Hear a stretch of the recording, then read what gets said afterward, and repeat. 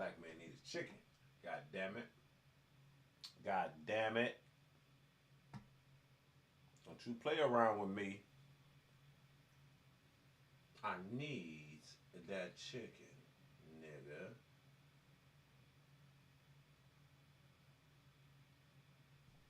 Oh, I need to go ultra low, ultra low, ultra low. Oh, fuck, fuck, fuck, fuck.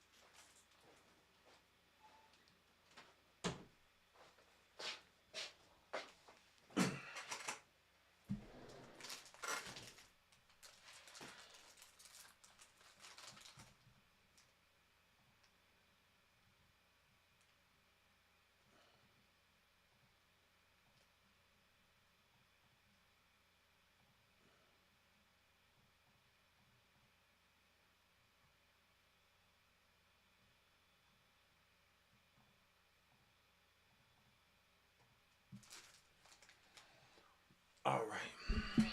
Let me give y'all some time to get up in here, man.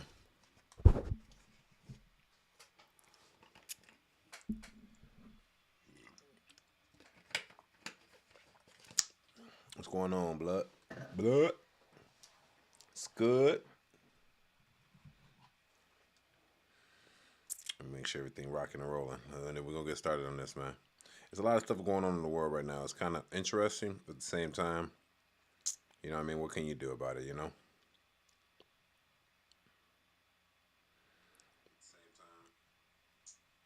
We got a vertical going on. We got a landscape going on. So join as you wish. Hold on real quick. Let me go get the Glock. Can never be too safe out here, man.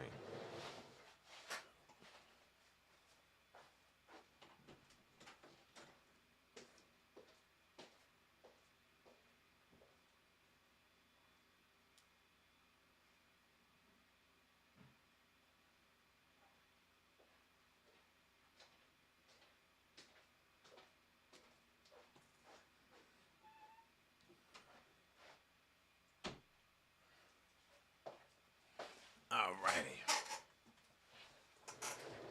It's your boy Angelo Savage. What it do? What it do? While everybody chilling, get yourself in the chat. We're gonna turn this up. We're gonna do our our little live thing. So we on day two.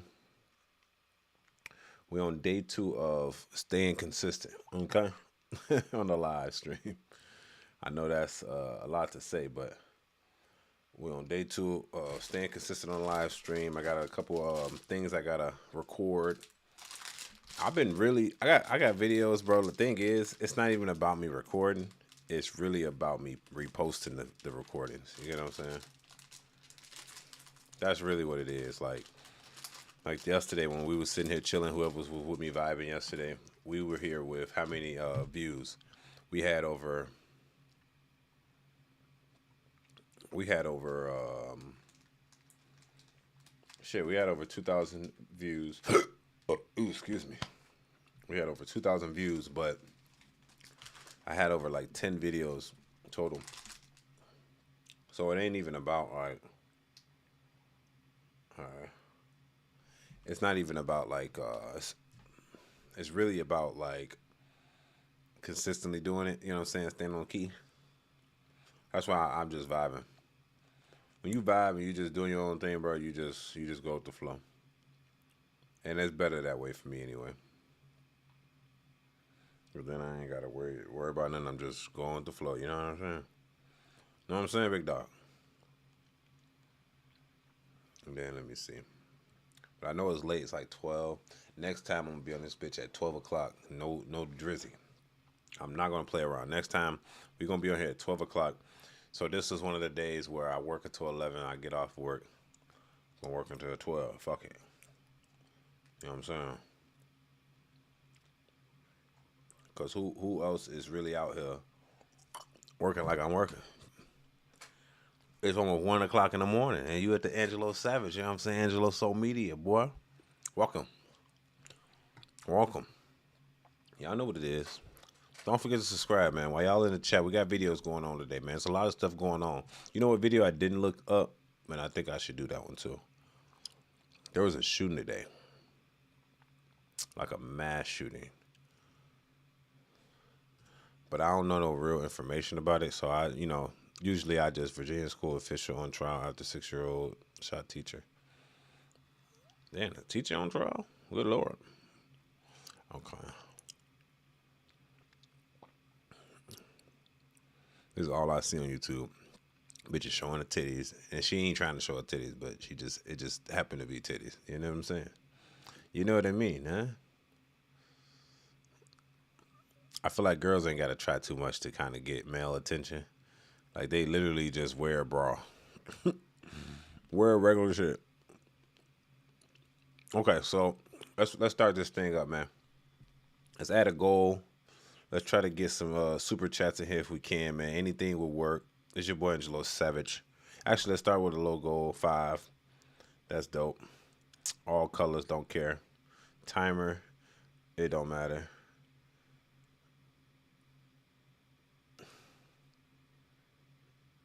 Oh, rap, nigga.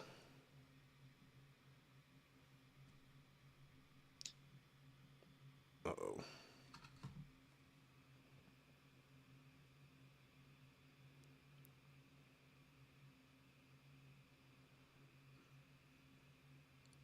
What up, what up, what up?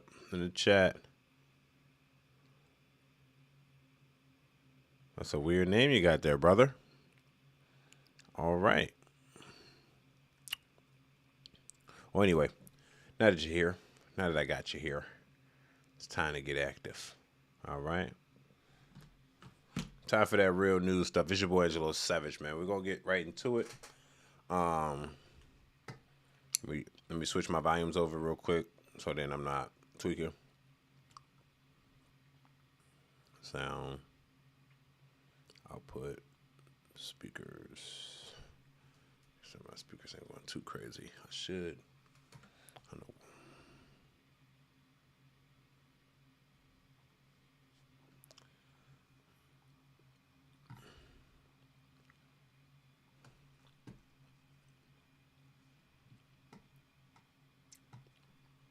You said I pooped today.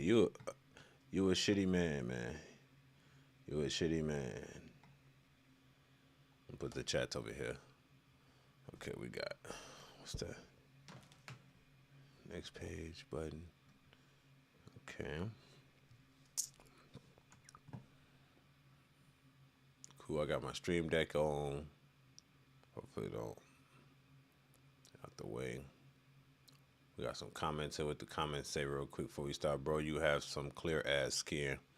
It's okay. It ain't super clear. In Hadasha, how do you say that shit? I'm here supporting my gay brothers content. Hell no, that ain't this content, brother. Don't insult my man Angelo, brother. As sweet as sugar plum. Y'all be saying some crazy. I forget after like 12, 1 o'clock. Y'all be saying some crazy shit, man. It's okay though. As long as y'all here to see what's going on, man. You know, I got my snacks ready. Just had some fried chicken. What the fuck is you talking about? I shouldn't even be eating that shit for real. I don't usually eat it. I eat chicken, but not fried. I'm also on the landscape version. If y'all want to check out my landscape version on there, I'm going to be going back and forth because I want to make sure that everybody's counted for. Because yesterday when I went live, I didn't notice nobody on the landscape. So I had somebody talking on there and I wasn't even checking it for real. So today I'm going to check it. But I usually stay on the vertical mode just so y'all can see. So I stream on both landscape and vertical mode at the same time. So y'all can get the best of both worlds for those people that don't know how to get to the shorts, because YouTube has not made it easy yet to obtain the shorts. So I know they have a tab that you can find the shorts, but it should be a little bit more easier for people. Like they got like shorts where you're watching shorts and then short lives. This is a short live or a vertical live. Okay. Hello again and good evening, Angelo. Kind blessings to you and the fine skin in the chat tonight. Fine kin in the chat tonight. Well, I appreciate you, Pure Prom. Appreciate the love, man. We back at it again. Back at it like SmackDown. So this is what we're going to do. We're going to talk about a couple topics. We're going to hop off for the night. You know, it's Angelo Savage. This is your night news. So I want you guys to relax, listen. If you're at work, chill out, put the thing in your ear, give you some commentary. You get what I'm saying here? And then after every video, we're going to read some comments off. You know what I mean? Let's keep it lit, all right? It's your boy Angelo Savage. Don't forget to subscribe. Let's get it. So, first things first, looks like we got a new phone. It's called the Trump Mobile. Now, there's a new phone out here called the Trump Mobile. Now, I don't know what Trump has this factuation with putting his name on everything. You know what I'm saying? I understand it's the 250th anniversary, and I guess that is a valid reason. But he got the Trump Mobile. He got the Trump Mobile, nigga. He got the Trump Passport. He got the Trump airport. Like a man trying to put his name on everything, which, hey, if it was me, I guess, and it's my last try to do it, I guess I'll do it too. So let's go and see what this do, man. Let's see what this video is up to, dude. Oop, my bad. My bad, ladies and gents. Gold casing, a flag stamped on the back. This long-awaited T1 phone from Trump Mobile is finally here. It was in June last year that the president's sons announced a bold new venture. Today we're here to introduce Trump Mobile. The phone marketed as a patriotic alternative to big tech and promised as an American-made phone. We're keeping our data onshore. We're going to be manufacturing the phones. Trump Mobile said the phone would be released in August. NBC News put down the $100 deposit that same month. Thank you for your order, Brian Chung. But 9 months passed with 12 phone calls and countless emails to the company. But one day after this report last week, here we are in May of 2026, and there appears to be no sign of it. Someone on behalf of Trump Mobile contacted me and said devices were going out to the media. And, okay, here it is. Here is the long-awaited Trump Mobile phone. The phone is taller than an iPhone 17 and comes with 512 gigabytes of storage at a relatively cheap $499, which the company says is promotional pricing. Truth Social. pre-installed on the phone. Like any other phone, it can make voice calls, send texts, Do some wide angles. and takes pretty good photos too. The phone looks different from how it was originally advertised. The original language on the website said the phone would be made in the USA, language that has since been scrubbed from the website, now Right. saying They know why. American proud design, with an American flag that has only 11 stripes. Experts say the phone resembles a phone made in Taiwan. It looks very similar. It has a very distinct shape. Yeah, that does look really similar. Almost identical so far. We're not set up for a mid-range, kind of mid-budget phone to be made in that way here in the United States. If I had to put money on it, I would say that's the HTC U24 Pro. Representatives for Trump Mobile did not respond to questions about whether the phone is made in the U.S., and the White House did not confirm if President Trump himself is using the phone bearing his name. Look, we all know the truth, right? Trump is not using this goddamn phone for himself. But I will say it's a marketing thing. But of course, you got to use Google or Android. So a lot of his users probably don't even use Android. Maybe half of them use Android, the other half use iPhone. So you kind of isolate those individuals. But I will say he did keep it at a low price. So I give it to him on that. He said the camera's decent. It's pre-uploaded with Truth Social. That's a bonus too. The thing is, you can't say American made, and that's why they probably originally had it and then changed it to American design. Because we all know if that phone was made in America, we're paying $100 million for it. That $500 phone gonna be $3,000, and it don't do nothing real special. He should have made it a fold or something. You know what I'm saying? He should have competed with Samsung or something. You know what I'm saying? But yes, I guess the idea is okay. You know what I'm saying? It ain't super rock solid, but you know, people, I think stuff like this, people buy because they want to support him. You know what I'm saying? They're not just buying it because they actually like it or want it. They buying it in support of Donald Trump. You know what I'm saying? So like he released those, was it shoes? I think it was like some Trump shoes. Come on. They only bought those shoes to support Trump in his trial when he had to pay a debt back. But I guess if that's the way, at least he's not just asking for donations. He's actually giving you a product in exchange. And then it's a rare product at that. So not only it's the president you like, it's the 250th year anniversary. He's the two-time president winning chair. You know what I'm saying? Some shit like that. So in that case, you can use it as like, you could put it in like a showcase or something. So, but that's all I would use this for. I wouldn't use it for my personal use or nothing. Now, if he made a phone that literally was like, it can connect to the internet or it can connect to a signal without needing, you know, Wi-Fi or something, then now we talking. You know what I'm saying? I would say you had to put some type of extravagant feature on this phone in order for me to buy it personally. You know what I'm saying? I remember when the Donald Trump Glock came out, the Glock 19. And if you don't know, I'm gonna Google it for you right now. It's this is a good gun. It's called the Trump Glock. And I always wanted one of these, but in my state it's banned. But this gun is cold as hell, boy. Like this, I was never against this damn gun. Like this gun is so dope. It's called the Trump Glock 19. It got the Cerakote on it. Looked like the FDE on there. It got his whole face on there. You get what I'm saying? Google it. It's the Glock. It's the 45. It's the Glock 19. 45th Donald Trump. It got his face on that on the side, boy. It got a threaded barrel. Yeah, I would have bought this gun, but in my state we can't have threaded barrels. And then they got the the Trump 1911, which is even crazier. So like if you like what they call it, memorabilia and stuff.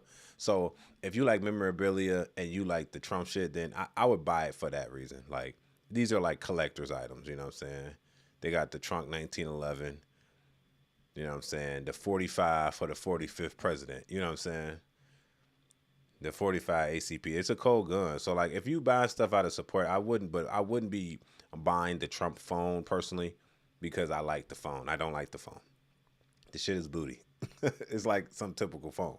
You know what I'm saying? But at the end of the day, as long as it work, I guess you can use it as a collector's item. Like say you a big Trump fan or something, or you just like the guy in general. You know what I'm saying? It's the first president that's stern and stand on business. then maybe you go buy a bunch of Trump memorabilia. You know what I'm saying? Put it in your little showcase or something with the Trump Glocks, the Trump coin, and shit like that. So that's up to whoever wants to buy it. I'm not a fan of the phone. It's just a phone. But I guess it could sell for money later. I doubt. But as of now, we don't know. But that's what they're talking about with the first look at the Trump phone. All right, with that, Brian Chung joins us. Brian, we have so many questions. You got the phone. First, how does it work? You've been playing with it all day. Yeah, I mean, it works like any other phone. It's got Android on here. I think, again, it's going to be a surprise to people that there's a Truth Social preloaded onto the phone. And you'll also... I mean, it's a Trump mobile phone. It is a Trump mobile phone. Yeah. And again, there's been a lot of chatter about the 11 stripes on the back instead of 13, although maybe the Trump mobile is the 13. But I think a lot of people are asking a lot of questions. Again, this was a phone that was supposed to be made in the USA. The side of the box here says proudly assembled in the USA. So what does that mean? Well, there are implications. So the FTC actually declares whether or not you can say if a phone is made in the USA. It depends on the parts. If you say assembled in the USA, that means that the parts could come from abroad. But if a substantial amount of the assembly happens in the US, then you can say it's assembled in the US. But again, not exactly what was originally advertised when this was first announced in Trump Tower in June. Yeah, and then Yeah, but I wouldn't stick on that. Like that's all irrelevant information due to the fact that who really cares? Who even has a phone made in America for real? So if they said, okay, they're gonna profit off a phone that's in America, who cares for real? Like, I'm not a person I know why phones are good because they made in Japan, Korea, and all that shit. Like, in China, like I know why, or India. That's why the phones are good because they cheap.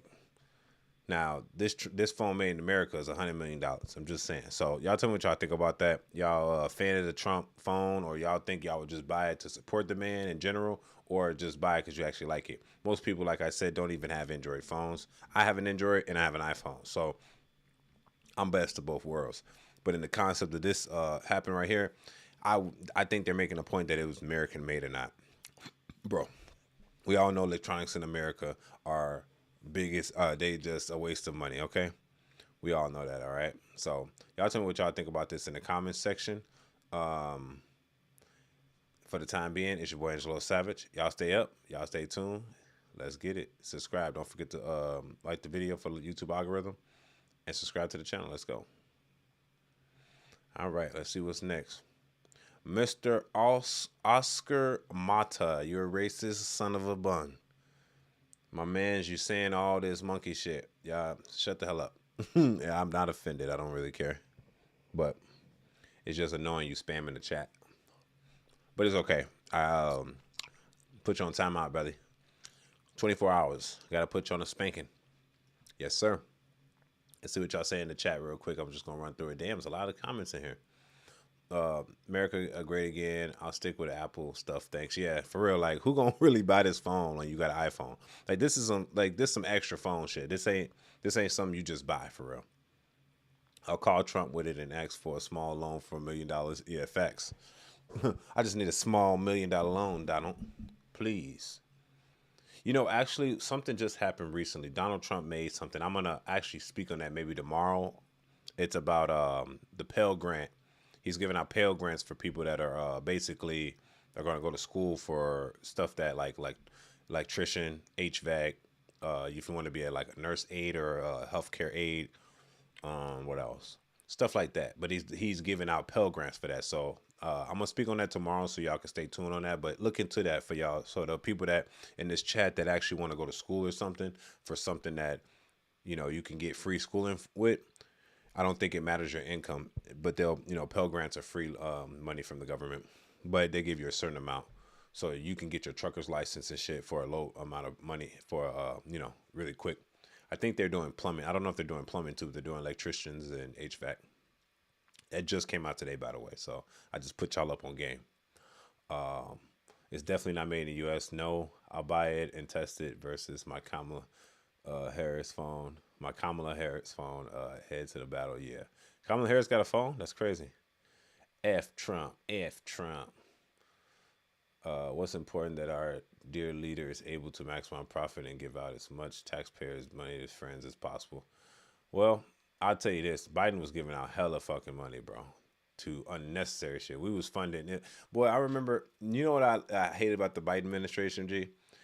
I remember when we was just giving money away, nigga, for no reason. I remember I was working and everybody's like, oh, Ukraine this, Ukraine that, pro Ukraine. And then they realized we was giving them niggas billions, hella money. And shit was going down. Motherfuckers instantly started changing the objective. You know what I'm saying? So I'm like, yeah, like I was for the protect Ukraine shit too. And then I realized I was like, these motherfuckers stealing money, hella money. Like we good. You know what I'm saying? So those people that still be saying that Trump is taking money, giving it to his friends, you got to understand where it was coming from before that. Like Biden was just giving motherfuckers money too, though, for no reason. Didn't even go over there and shake the man's hand. Whole time the war happened in Ukraine and Russia because they didn't shake that man's hand and talk to him. They kind of treated that nigga like an alien. And he got on that and he said, "All right, bet." Same for China. Why haven't we shook hands with China in the Biden administration? That's how I look at it. It's like I look at the presidency as like it's just like we're little fish to this shit. We just people. We're just people that vote, bro, for real. And our vote probably don't even count for real. Like Trump is at a whole nother level of like superpower, nigga. Like that's why I don't like. I can have my opinions about Trump. I can have my opinions about Biden, but when you're at that level of presidency, you're talking to big level individuals. You know what I'm saying? You talking to Putin. You talking to Xi Jinping, whatever buddy name is over in China, bro. You talking to real people that have real power that can end real stuff. Like you talking to, North Korea, Kim Jong-un. You talking to world leaders that really could do damage. So we're a little fish to this shit. I can have my opinion about it, like I said, but Trump is at a whole nother level of life. I don't care if you like him or not. Like he's a world leader, nigga, of like the best country in the world. So, and Biden was once at one time too. I see him just a small fish in a big pond. Facts, we all are. You know what I'm saying? And they're sharks in this bit. All right. Let's see. All right, ladies and gentlemen, let's get to the next topic since we're all on there. So this is interesting. Luigi Mangiani. How do you say that buddy name? Luigi Mangiani. Anyway. Basically, some important information has come out today. So let's press that button. So the guy Luigi Mangiani, however you say this brother's name, but either way, he is the guy that was suspected of killing the CEO of United Healthcare. Yes, that individual. And I want y'all to know that is not the way you do things. I understand. And he was Ivy League too. The guy was a privileged individual and basically a lot of things. People say, "Oh, I like the guy." I don't. Look. You know what I hate about people? They portray to be God-fearing people. They portray to be Catholics, high religious individual. I don't portray none of that shit, but I still don't say death to people. So that's why when people be spilling the nonsense, oh, he should have killed this guy. No one should die because they're in a position of power. Technically, definitely a CEO that has nothing to do with the business other than being a CEO. You know what I'm saying? He didn't make the business. He's just the representation of the business. Now, look, I'm not saying they're doing right. Now, in this situation, this is not about what was right or wrong. What he did, you shouldn't kill people. Let's just put that out there. If he was in any other state, what was this, New York? Any other state, he was in Florida, he getting a needle. There's no trial, nigga. Any other state, if he's in a red state, he's getting a needle. Simple as that. You know what I'm saying? So I know people think like he's only going to get away with this. He's only going to get a life sentence, really. He's not going to get anything horrible done. So that's all that is. Anyway, new key evidence has been revealed in this case, and I think you guys might be shocked here. So let's play the video. Let's go. Don't forget to subscribe. It's your boy Angelo Savage. Let's go.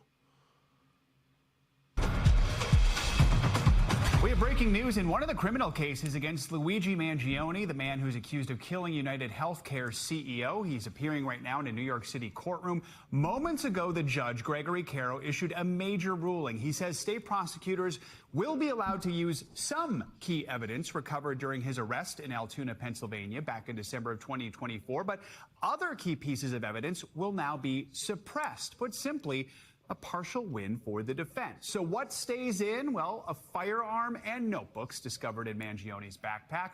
What is suppressed? Electronic devices, including his cell phone and computer chip, and the firearm magazine. The judge also ruled some of the statements Mangione allegedly made to investigators at that McDonald's will be admissible as long as he wasn't officially considered in custody at that time. The 28-year-old suspect has pleaded not guilty to both state and federal charges stemming from the killing of Brian Thompson outside a Manhattan hotel. Let's bring in NBC News legal analyst Danny Ceballos for more on these proceedings today. We're just digesting it now.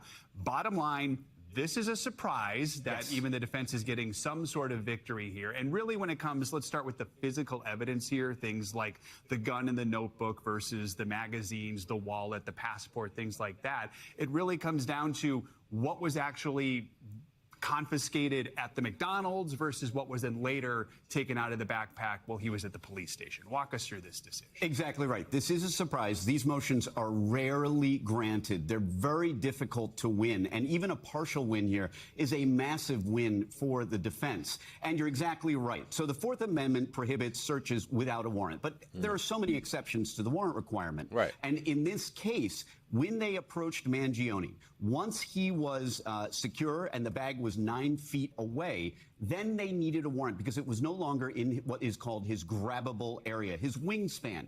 If it's something he could theoretically still reach, like a firearm, then they can search it incident to arrest for obvious reasons, officer safety. But in this case, because he was secured, the bag's 9 feet away, they're no longer in officer safety land. So anything that was searched and discovered at the McDonald's essentially is being suppressed. But interestingly enough, once they take it back to the station and they conduct what's called an inventory search, they did that largely correctly. And they got to other evidence that they didn't look at McDonald's.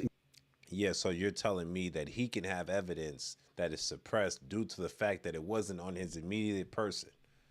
And then the statements he was making before they read him his rights can also be suppressed. So that's basically suppressing evidence that proved that he was at the place, like the location of the phone. So you're saying, okay, we can suppress the phone location, then we suppress that he was even there at the position, right? That is kind of sticky. I hate the government, man. It's crazy because the phone puts you there, the cameras put you there, the suppressor puts you there, the letter that you wrote puts you there. You know what I'm saying? It's all proof. But you're telling me the judge said we're going to suppress all that. The only thing you could, even the extra magazine, because the suppressor was in the bag with the magazine. So the only thing they can hold him with is with his little journal he had and the gun he has on his person. Other than that, everything else that was in that bag cannot be used. That's crazy. What world do we live in? Nigga, he did it. It's evident. You hear me?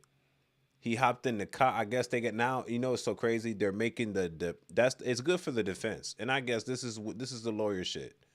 It's good for the defense, but for the state that's gonna have to prosecute him and everything, they look at this like, okay, now we got to use the footage from or the location of the cab driver he took there, maybe footage of the incident, how he drove there, just to place him in that location. Right? Because if the judge is ruling out a bunch of evidence that literally puts him at that location at the scene of the crime, that means now the lawyers or the state side have to prove that he was still there without that evidence. And that's as of now. So that's a huge win for Luigi Mangione. You know what I'm saying? Now he got to go back to jail and sit in there with Diddy and Venezuela. You get what I'm saying? But still, it's like, the man smiling in trial, that's crazy. Look, I think I just want to see how this trial goes. We're going to see how this trial goes because it's very interesting. It's interesting how the government and the judge knows that, okay, you're telling me since we searched the bag before reading him his rights, we cannot press that. And I guess that's the law. They should have done that. But due to the fact that the bag was this many feet away from him, you cannot assume that it was his bag. But can you connect the handwriting in the bag and the location and the stuff that was used in the scene of the crime to him? It's his. So this is what stick. You know, this is a liberal state we're talking about here. They damn near might walk him out the front gate. I'm telling you, New York, you might walk this man out the front gate. You're free.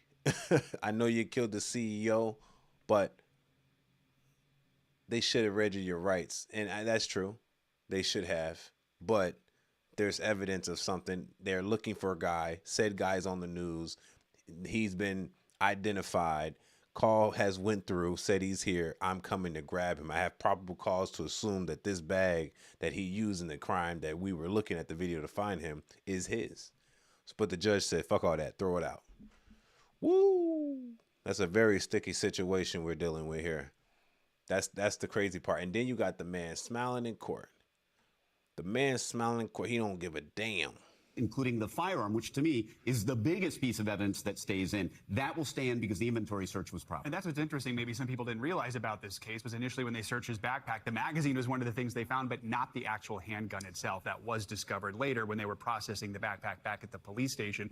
Big picture, what does this mean for the case? Because I feel like if the gun stays in and the notebook stays in, which allegedly includes some writings about the healthcare industry and things that could go to motive, that seems like a big deal. But not having the magazine, not having the cell phone, the passport, the wallet, how could that hurt the prosecution's case? Look, here's the thing. The prosecution has a lot of evidence against Luigi Mangione, but the defense here has done an amazing job. And obviously, I'm a defense attorney, so I'm a little biased, but I understand the uphill battle they've had at every turn. And this motion was always a long shot. And I expected, I said it on the morning show with you, Joe, that I expected this motion to be flat out denied, just as the similar motion was denied in federal court. So even a partial win, it doesn't mean the case goes away. As you know, the government or the prosecution still has a lot of evidence against him. And you're right, the gun, to me, is the most important. But that is the way criminal defense works. You chip away. You chip away. It's death by 1,000 cuts, figuratively. It's a saying. So you try to chop away at the prosecution's case. And two things can happen. Either the case might get too weak, or you can negotiate a better outcome for your client. The defense is just looking for reasonable doubt in the mind of one juror, and that's what makes the difference here. So that's some of the physical evidence here. Another question. And that's what it's about. It's about creating a reasonable doubt. So if you remove this, and this is my opinion, I don't have no expert advice here, but I'm just thinking, based on all the trials and stuff I've seen, if you take the suppressor away from the crime and he can't use it in evidence, and the video states that he had a suppressor on the weapon, but you can't use that weapon, was there ever actually him that shot the man? Because his face was not showing. You see, that's how they're going to tear this shit apart. They're going to tear it apart like death by 1,000 cuts. They're going to be like, well, the guy in the video had a suppressor. He doesn't have one because that evidence has been suppressed because he can't use it. So technically, he never had it. I don't know. I hope no dumb shit like that happen. That'd be nuts. That'd be crazy, man. Like, if he walked free, that'd be the craziest thing in the world. And I'll be honest, it'll be a negative thing for the world, because what it's going to do is going to motivate other people to do the same crime. It's that simple. It makes sense, right? So if he gets away that simple, literally, I don't even know if he has the money to defend himself. It's the fans that came out the woodwork donating to his foundation and shit that allowed him to even have the defense he has to defend himself, which is crazy. So y'all tell me what y'all think about that in the comment section. So that's the new evidence found, is that they suppressing evidence. You get what I'm saying? Y'all tell me what y'all think about this in the comment section. Your boy Angelo Savage. Don't forget to like the video for the YouTube algorithm. Lastly, don't forget to subscribe. It's your boy Savage, man. Let's go. Peace. All right, team, let me plug my phone up for this bit die. You know, I got the camera running. I see the camera is kind of low. And then we're going to keep going. Let's get it.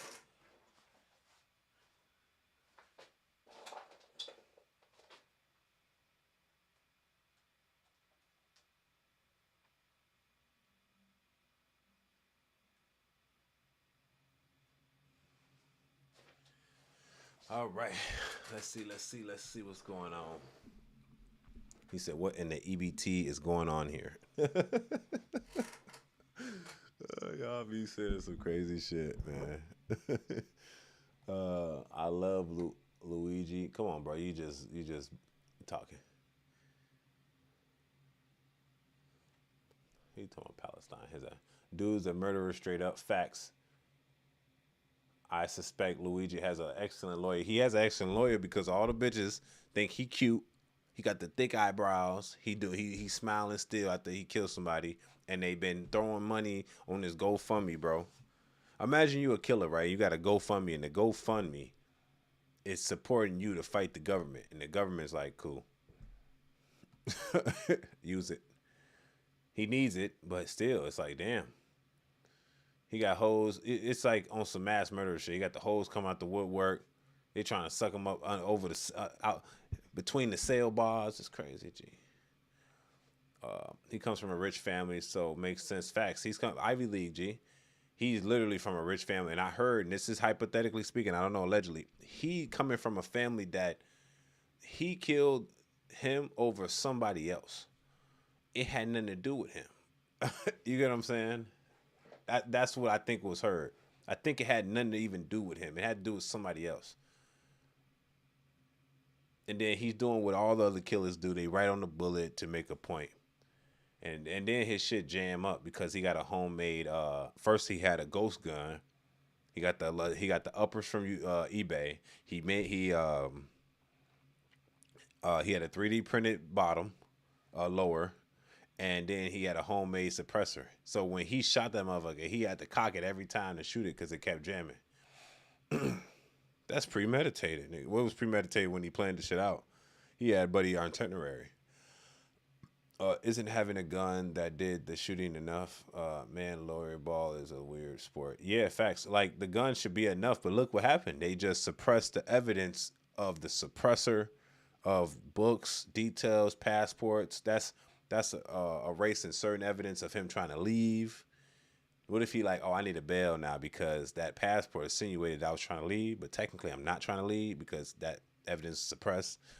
So can I get a bail? You know what I mean? Like that's how you got to look at it though, because that's what it is.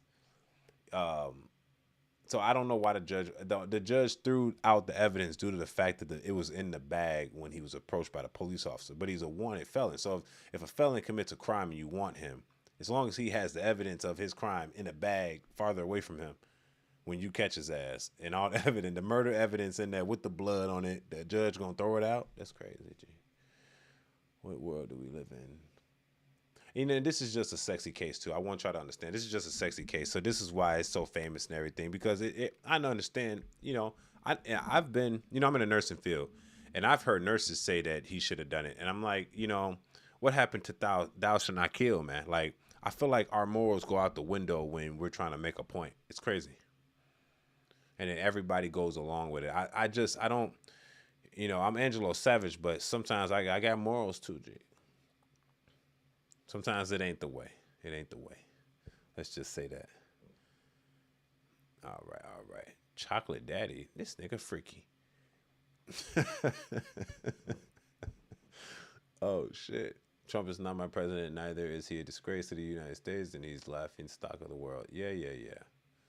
When Johnny was wrong, death is always too much, but corporations are eating society alive. I'm be honest. I know we blame the insurance people, but I'm gonna pick your brain a little bit. I want y'all to think a little bit. This is Angelo Savage. I'm gonna force you to think. We blame presidents. We blame the corporations, but we should be blaming.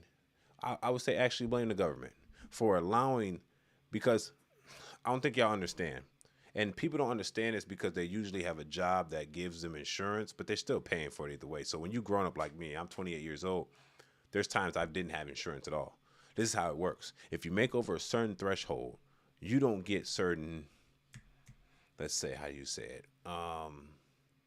Privileges other people that make over that threshold, right? So I think the threshold is like $45,000 a year. If you make over $45,000 a year, bro, you're paying full price for the shit. And if you're paying, and what's happening is the insurance companies were raising their price up because the government, when Obama was in order, was the government was paying the insurance companies to give us the insurance, like a stipend. Does that make sense? So the government was getting insurance coverage stipends to give it to us if you make under this amount, but anybody that makes over that amount had to pay the retail price, which is very high as hell. So it's really forcing poor people to stay poor. At the same time, it's incentivizing the insurance companies to raise the rate up because they're being incentivized by the government, because the government's paying them the money. so they up the prices. It's like, for instance, let me give you a better analogy. The government is paying for your Netflix subscription, right? So since the government is paying for your Netflix subscription, if you make under a certain amount, the poor people don't have to pay for it, and they're okay and they're happy about it. But at the same time, the people that aren't poor, they're seeing Netflix increase the price over and over again. But since they're being subsidized by the government for the poor people don't see what's going on until it's removed. Or until they make enough money to not be poor anymore. And then you realize that the subscription is so fucking high that you can't afford to watch the TV, but you need to watch the TV to survive. See? Tell me if that made sense in the chat, man. I don't know. Maybe that's me understanding it the way I understand it, but that's exactly what's going on. So I would blame Obama, and be honest with you, but it helped poor people too. But at the same time, while helping poor people, the insurance companies took advantage of the government by increasing the rate because the government's going to pay them for it, like subsidies. Yeah, that's the word. So at the end of the day, yes, it helped poor people, but it screwed anybody else that tried to get out that hole. It's kind of like Section 8. You try to get out of Section 8, you're going to be in a bigger hole trying to get out of Section 8 than if you just be poor and stay in it. Like I said, we're all slaves now. We got to understand what's really going on here. But it's a lot of shit going on, man. If we start thinking, shit going to start making sense. And what I just told you make complete sense. So... yes, like, because I was raised on Section 8. I was raised on EBT and all that shit. Like, that's just poor people shit. You know what I'm saying? But I'm not on that shit. Since I turned 18 years old, I never went on that shit again. I just buckled down and started working. I'll never allow that shit to get it. But then, while I didn't do EBT or Section 8 no more because I was an adult now, the insurance shit started to take over my life. Where they even subsidize. So like, say for instance, you go to, and I'm sorry to do a tangent real quick, but I need to explain this to y'all for those that don't know. If you go to healthcare.gov every year, you get a subsidy if you make a certain amount of money, and they ask you how much money did you make last year, and that's how much like subsidies they're going to give you on your insurance. I made too much, so I don't get none of that. So with my insurance, it's like $400 a month. It's $400 a month. But if you made under, like, I think the threshold is like 45, 48,000 a year, you, depending on how much money have you made of that, is how much they give you. So some people with the same insurance you have might be paying like $20 a month. Does that make sense? But here's the catch. If you make more money that year so 2026, if you reported $25,000 last year in 2025, if you make more money than more money in 2026, the federal government, when you file your taxes, is going to put that on your taxes. They're like, okay, this is how much we gave you back, and this is how much money you made. We want that money back. You owe us it.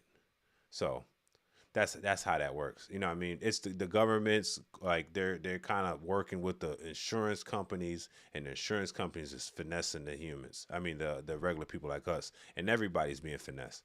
So when we hold shit back, we just really just holding our demise back. The inevitable is coming. You know what I'm saying? So that's enough for that. Let's keep going. Y'all say some weird shit, don't you? I want to let y'all know, man. There's a lot of weirdos in the chat, so let's see. I can make somebody the mod because I'm tired of seeing this stupid shit. Hold my dick. Okay, bro. You're going in timeout, sir. 24 hours. You're out of here, sir. Get him out of here. Get him out of here. Yep, insurance companies are very powerful lobbies. That and the coups with a J. Anyway, so it's not even about being Republican or Democrat. I think Democrats are just holding off with having people pay money. Republicans are like, man, we tired of doing that. Let's get rid of this debt. But at the end of the day, we all getting screwed, so it doesn't really matter. Angela's just giving us the facts, dude. Facts. So, you know what I mean? So, and the thing is, too, about the lobbying, like, I'm learning this shit, too. I'm young, but as me learning this shit, I understand the threat to all of us, and that's the government itself. And then the private companies that are, it's like Big Pharma, Big Chicken. They're literally paying the government to, like, shut the hell up and don't say shit. or do something a certain way, or don't do something a certain way. Because it could be a simple thing where it's same as insurance companies with like Allstate. They can be like, well, you can't charge the people this much more money. And it'd be just like that. Just like that. If the government came in and told the insurance companies, the health insurance companies, like, who else? Who you got? You got a bunch of insurance companies. If they just came in and told them you cannot charge people more than this rate, that's just what it is. It's gonna be that, or you don't get any federal dollars, and it's gonna change. But since they lobby to those certain presidents, they don't do that, and they know that's the solution, but they decide not to. Instead, they tax the people that work the most, and that's for anything.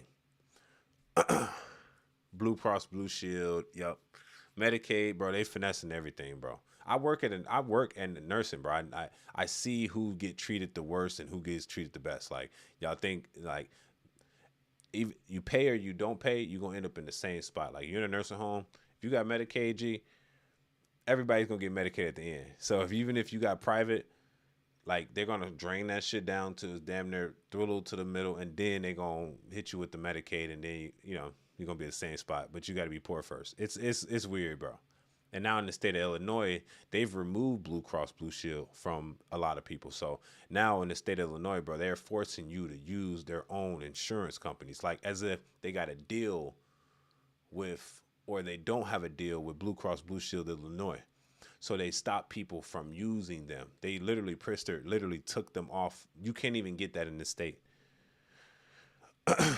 And there's a bunch of other ones you can't choose in this state. Like while I was choosing insurance and shit, I was like, damn, what happened to, what's it called? Is it called Aetna? Whatever happened to Aetna? Aetna disappeared. I started using Embedded of Illinois. Like, the shit you start being forced to use the most expensive shit. It's crazy. You fuck around and be like, you know what? I'm just not even going to do no insurance. I'm just going to stay healthy and eat right. That's kind of where it's going, bro. And just pray nothing bad happen. Just stay in good health, because that's the thing. They're preying on our downfalls. Okay, ladies and gentlemen? They're preying on our downfalls. This is Reporting Live with your boy Angelo Savage. Don't forget to subscribe. If I'm giving you that information, hey, I might be saying something you don't like to hear, but I'm telling you, this is what you need to hear. It's your boy Angelo Savage. Don't forget to subscribe. Facts. Let me read a couple more comments. We're going to go to the next video. Allstate owns a whole ass stadium, but they won't pay for the grandma's surgery. Messed up, but I don't want to hurt someone over it.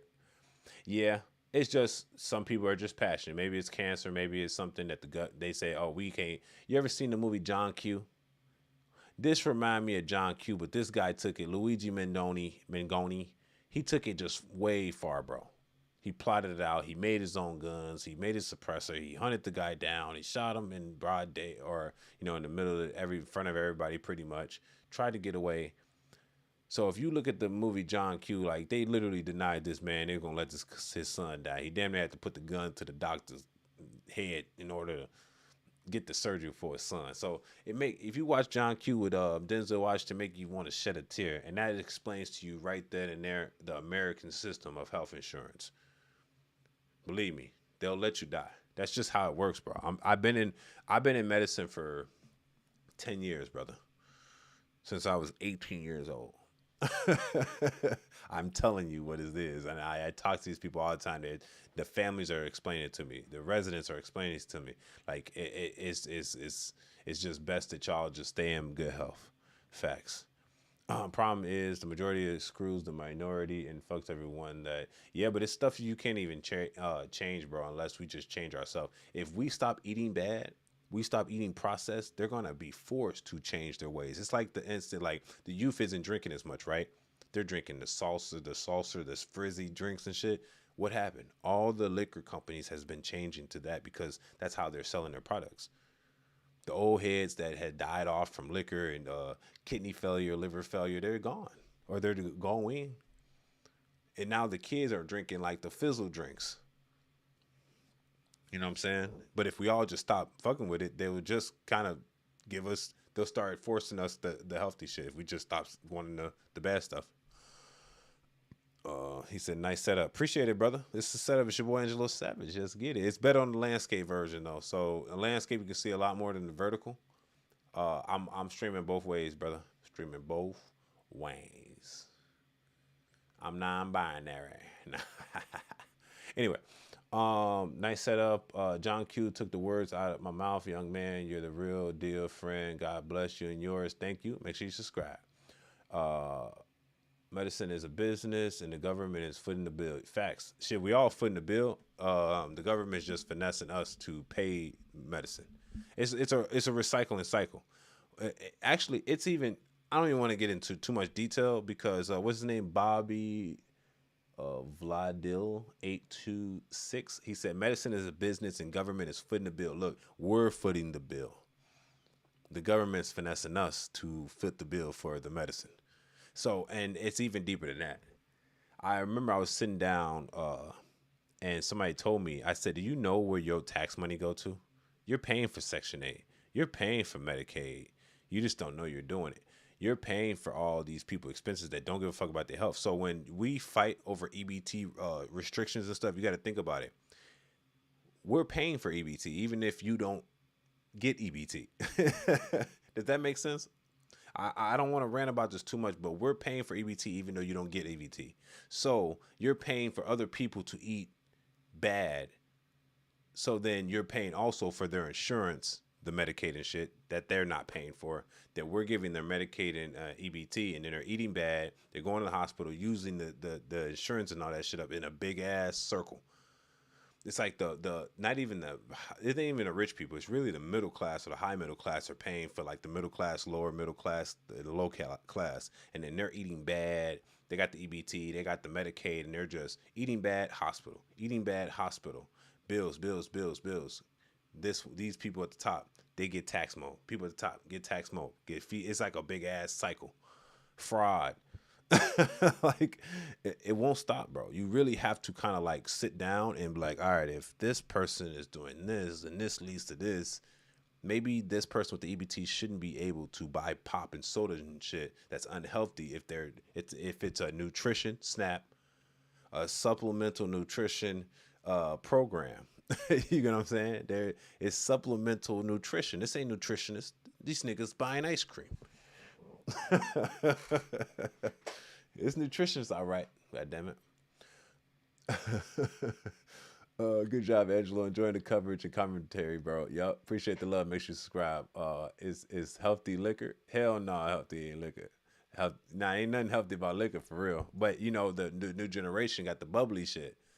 I would say the cut water, but it's that stuff, you know, the salsa waters or some shit like that. I don't drink that shit. That shit's for sissies. I ain't gonna lie with you. You know, but that's what they drinking now because why?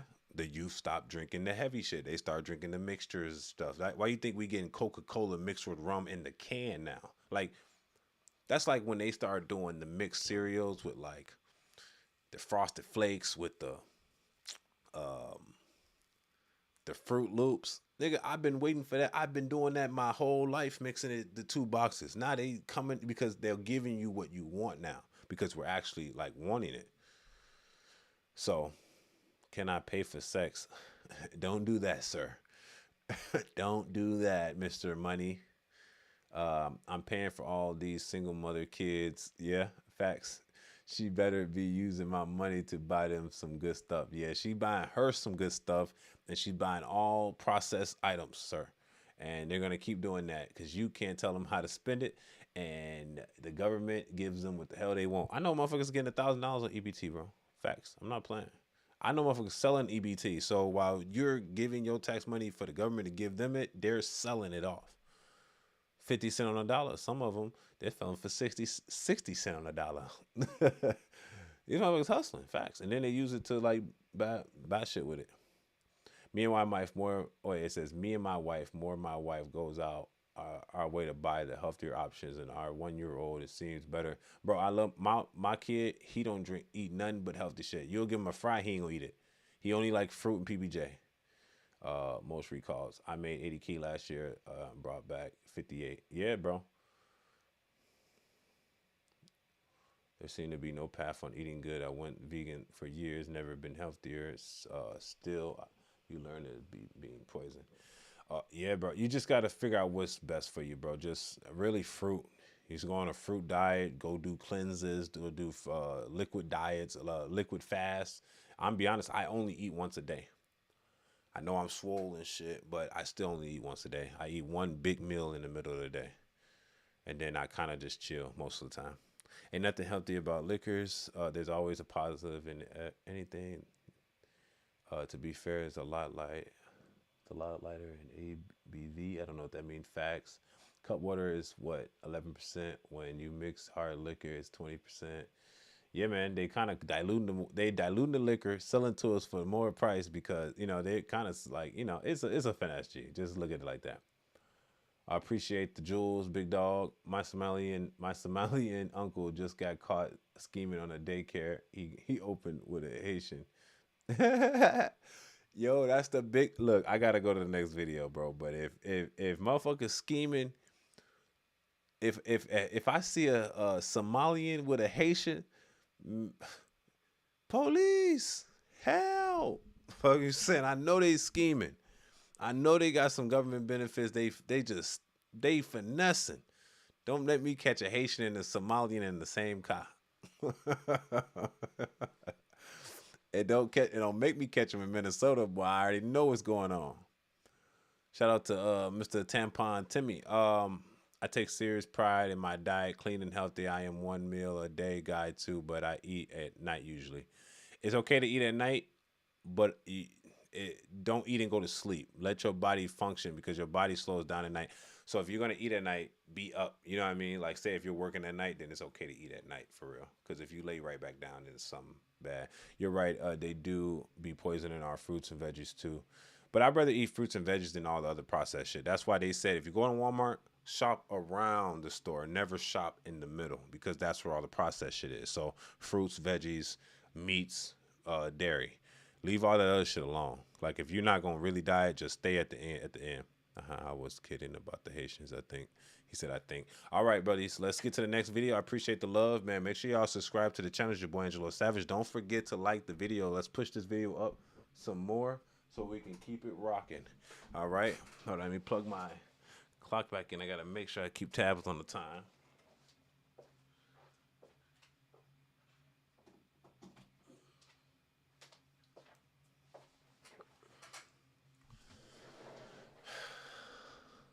When they did the little 40 dye stuff and they took that out, that was actually one of the best things they could have done for us.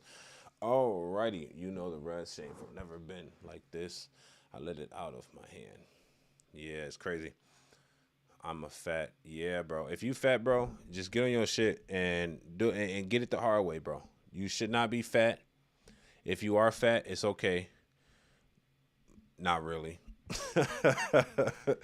Not really. Get off your ass, and I don't want you to be taking no Ozempic. Like that's for the females that be having hormone imbalances. You got to get it the hard way, just like a man. You go to that gym and you get it the hard way. You know what I'm saying? Because that's is appreciated.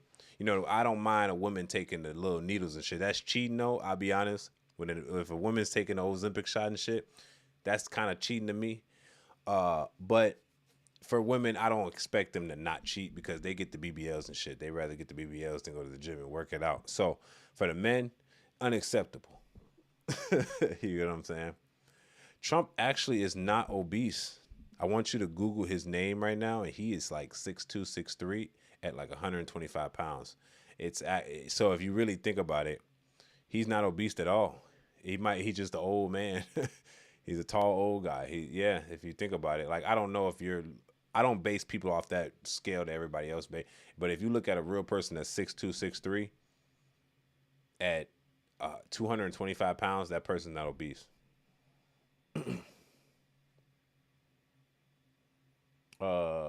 Yeah. So let's go to the next video. It's your boy Angelo Savage. Don't forget to subscribe, like the video right now. I appreciate the love, y'all. So it looks like he not 125, 225. My bad. It looks like your boy Elon Musk. Looks like the boy Elon Musk is out here. I guess he did originally sue OpenAI and they went to court back and forth and whatever. I don't really know what was going on in this situation.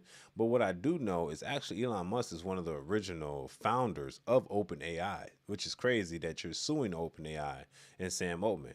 Maybe he just wants more power. Let's see what happens here. It says, what you need to know about the jury that tossed out Elon Musk's lawsuit against OpenAI Sam Altman.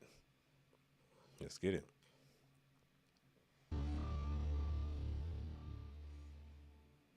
Hi. Uh-oh.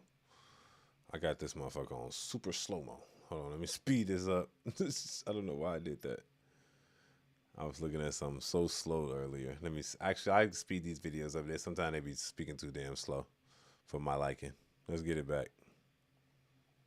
Hi, I'm Lindsay Reiser, and we are following breaking news. A California jury has thrown out Elon Musk's lawsuit against OpenAI and its top executives. They found that Musk waited too long to bring the suit, which alleges Sam Altman, on the right side of your screen, unlawfully enriched himself in the company that Musk helped create. CBS News senior business and tech correspondent Jolene Ken joins us now. So this was supposed to be about whether OpenAI, which was supposed to be this nonprofit, then became this for-profit company, and it was this sort of tit for tat between Musk and Altman. But in the end, the jury ended up throwing it out on something completely separate. Yeah, they threw it out. They tossed the case based on an expired statute of limitations. The jury delivered that verdict unanimously to the judge as a recommendation. And now basically all of the reputational damage that happened over the past, several weeks, in addition to the evidence, all kind of moot. But we do know much more about how these two interacted, how their different leadership interacted to make decisions. But basically, essentially what happened here is Elon Musk filed this lawsuit back in 2024. The statute of limitations is 3 years, and the jury found unanimously that Elon waited too long to file this lawsuit, and that his allegations and his accusations had been well known prior to the statute, or further back than the statute of limitations. So essentially, had he filed the lawsuit earlier, maybe he would have had a better chance here. But they found him not liable on all claims. And so essentially what we learned is that, the nonprofit structure and all of those core questions about how a company like OpenAI should work, who should make money off of it, the nonprofit structure that was originally built versus what it is today, none of those questions were really addressed by the jury in this decision, because they said, Elon Musk, you filed this lawsuit too late. Oh, wow. You said reputational damage. Who's coming out of here more bruised? Oh, it's hard to say. We heard from OpenAI co-founder Sam Altman, who's the current CEO. He was grilled on the stand about whether or not he's a truthful person. That certainly made the rounds and got a lot of attention. We also saw Elon Musk talk about what it was like when he departed the company, as well as his attempt to, make this what he thought was a donation that ended up going into a company that made all of this money. It's hard to say who came out the winner here. We do know that the company, OpenAI, will remain the same. We know that Yeah, no one's the winner here, but I guess he doesn't like the company formatted as it is, and his money just goes, like, he gonna lose his money. It's OpenAI. They all lost their money. It's a dub for everybody. For real. Definitely Microsoft. If you know, you know. NVIDIA as well. They might lose their money, but they're okay. They can save. But at the end of the day, I think in this situation, if he lost the lawsuit due to timing, that's kind of crazy. And I bet this is gonna eat him up. They both on the spectrum, right? They're both on the spectrum. So this is gonna eat Elon Musk in the head so much. He's going to super perform now. Like, you know what I mean? These type of people don't like to fail. They don't like to become a laughing stock, even though sometimes they are. They're so abnormal and weird a little bit. That's why they're so smart. But they don't like to lose. Like, even though this is autism versus autism here, bro. Like, this is the mind of the Asperger's. This is battle of the Asperger's in this motherfucker, for real. And that's just what's going on. My man, he's not gonna sleep now, because it's like, y'all ever seen The Accountant? My boy couldn't, bro. Until the task is done, he can't sleep. Like, this is Sam Altman and Elon Musk, for real. Like I said, Elon Musk was one of the original founders of OpenAI. He did he did one of the most like back in the day, before we even knew about ChatGPT at all. It was before it was even a thing. He was on it. You know what I'm saying? That's how smart these guys were. Like, we're 6-7 years in, and we're just really knowing about this in the last 2-3 years for real. So they've really been on it heavy, and he's been putting a lot of his money into it. So I guess it's about like the formation of the company and where the money's going, and does he have a say into it? But like you said, statute of limitations, bro. You can't do anything about that. So it's the battle of the tism. You get what I'm saying? This all what's going on. And I'll say this for those that don't know: if you use ChatGPT, it kind of sound like Sam Altman. He got that to his voice at the end, and when it's talking to you, it is do that. Like, what the hell? It's kind of weird. I don't know. That's why I guess Elon Musk created his own AI again, which is Grok, and then he put it in his cars. Like, Elon Musk is on a different level. You know what I mean? I hope Sam Altman is successful too. I actually like the guy. But he looks like he's getting billions of dollars and basically almost trillions. I think they're at 800 million of donations already. They're not even public yet. So if they go public, I'm instantly buying as long as I don't lose no money. But I actually am subscribed to OpenAI. I got ChatGPT. I pay for every month because I really use it to high function. That being said, man, it's not really much you can say about this. It's just a waste of time between the two companies. Nothing's going to change. They're just going to continue to do what they need to do, or Elon Musk going to get his revenge. Like I said, it's battle of the tism. You hear me? And they're not going to play around until the objectives are done. Like, I bet he's not sleeping after this. People like Elon Musk don't sleep after a loss. They can't. It's like their body and their mind won't let them. So that being said, man, tell me what y'all think about this in the comments section. What's your thoughts on Elon Musk's involvement in ChatGPT or OpenAI? He was one of the original founders, so we got to put that in there. The NVIDIA CEO was also one of the original founders too, so I want everybody to understand that as well. This doesn't go without that. So I understand he's probably fighting for like property or foundership or whatever, a say in the company somehow. But yeah, as of now, the case has been dismissed. We're going to see what happens in the future. Battle of the Tism. It's your boy Angelo Savage. Let's get it. Make sure you subscribe. Peace.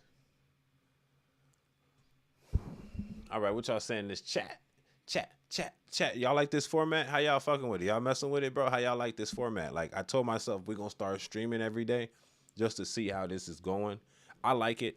I think I can get both objectives done. I can record my content while streaming and talking to my audience. So I do video, read comments. Do video, reaction, read comments. I just want to see what y'all saying based on this video. So based on this video, you said, let's see.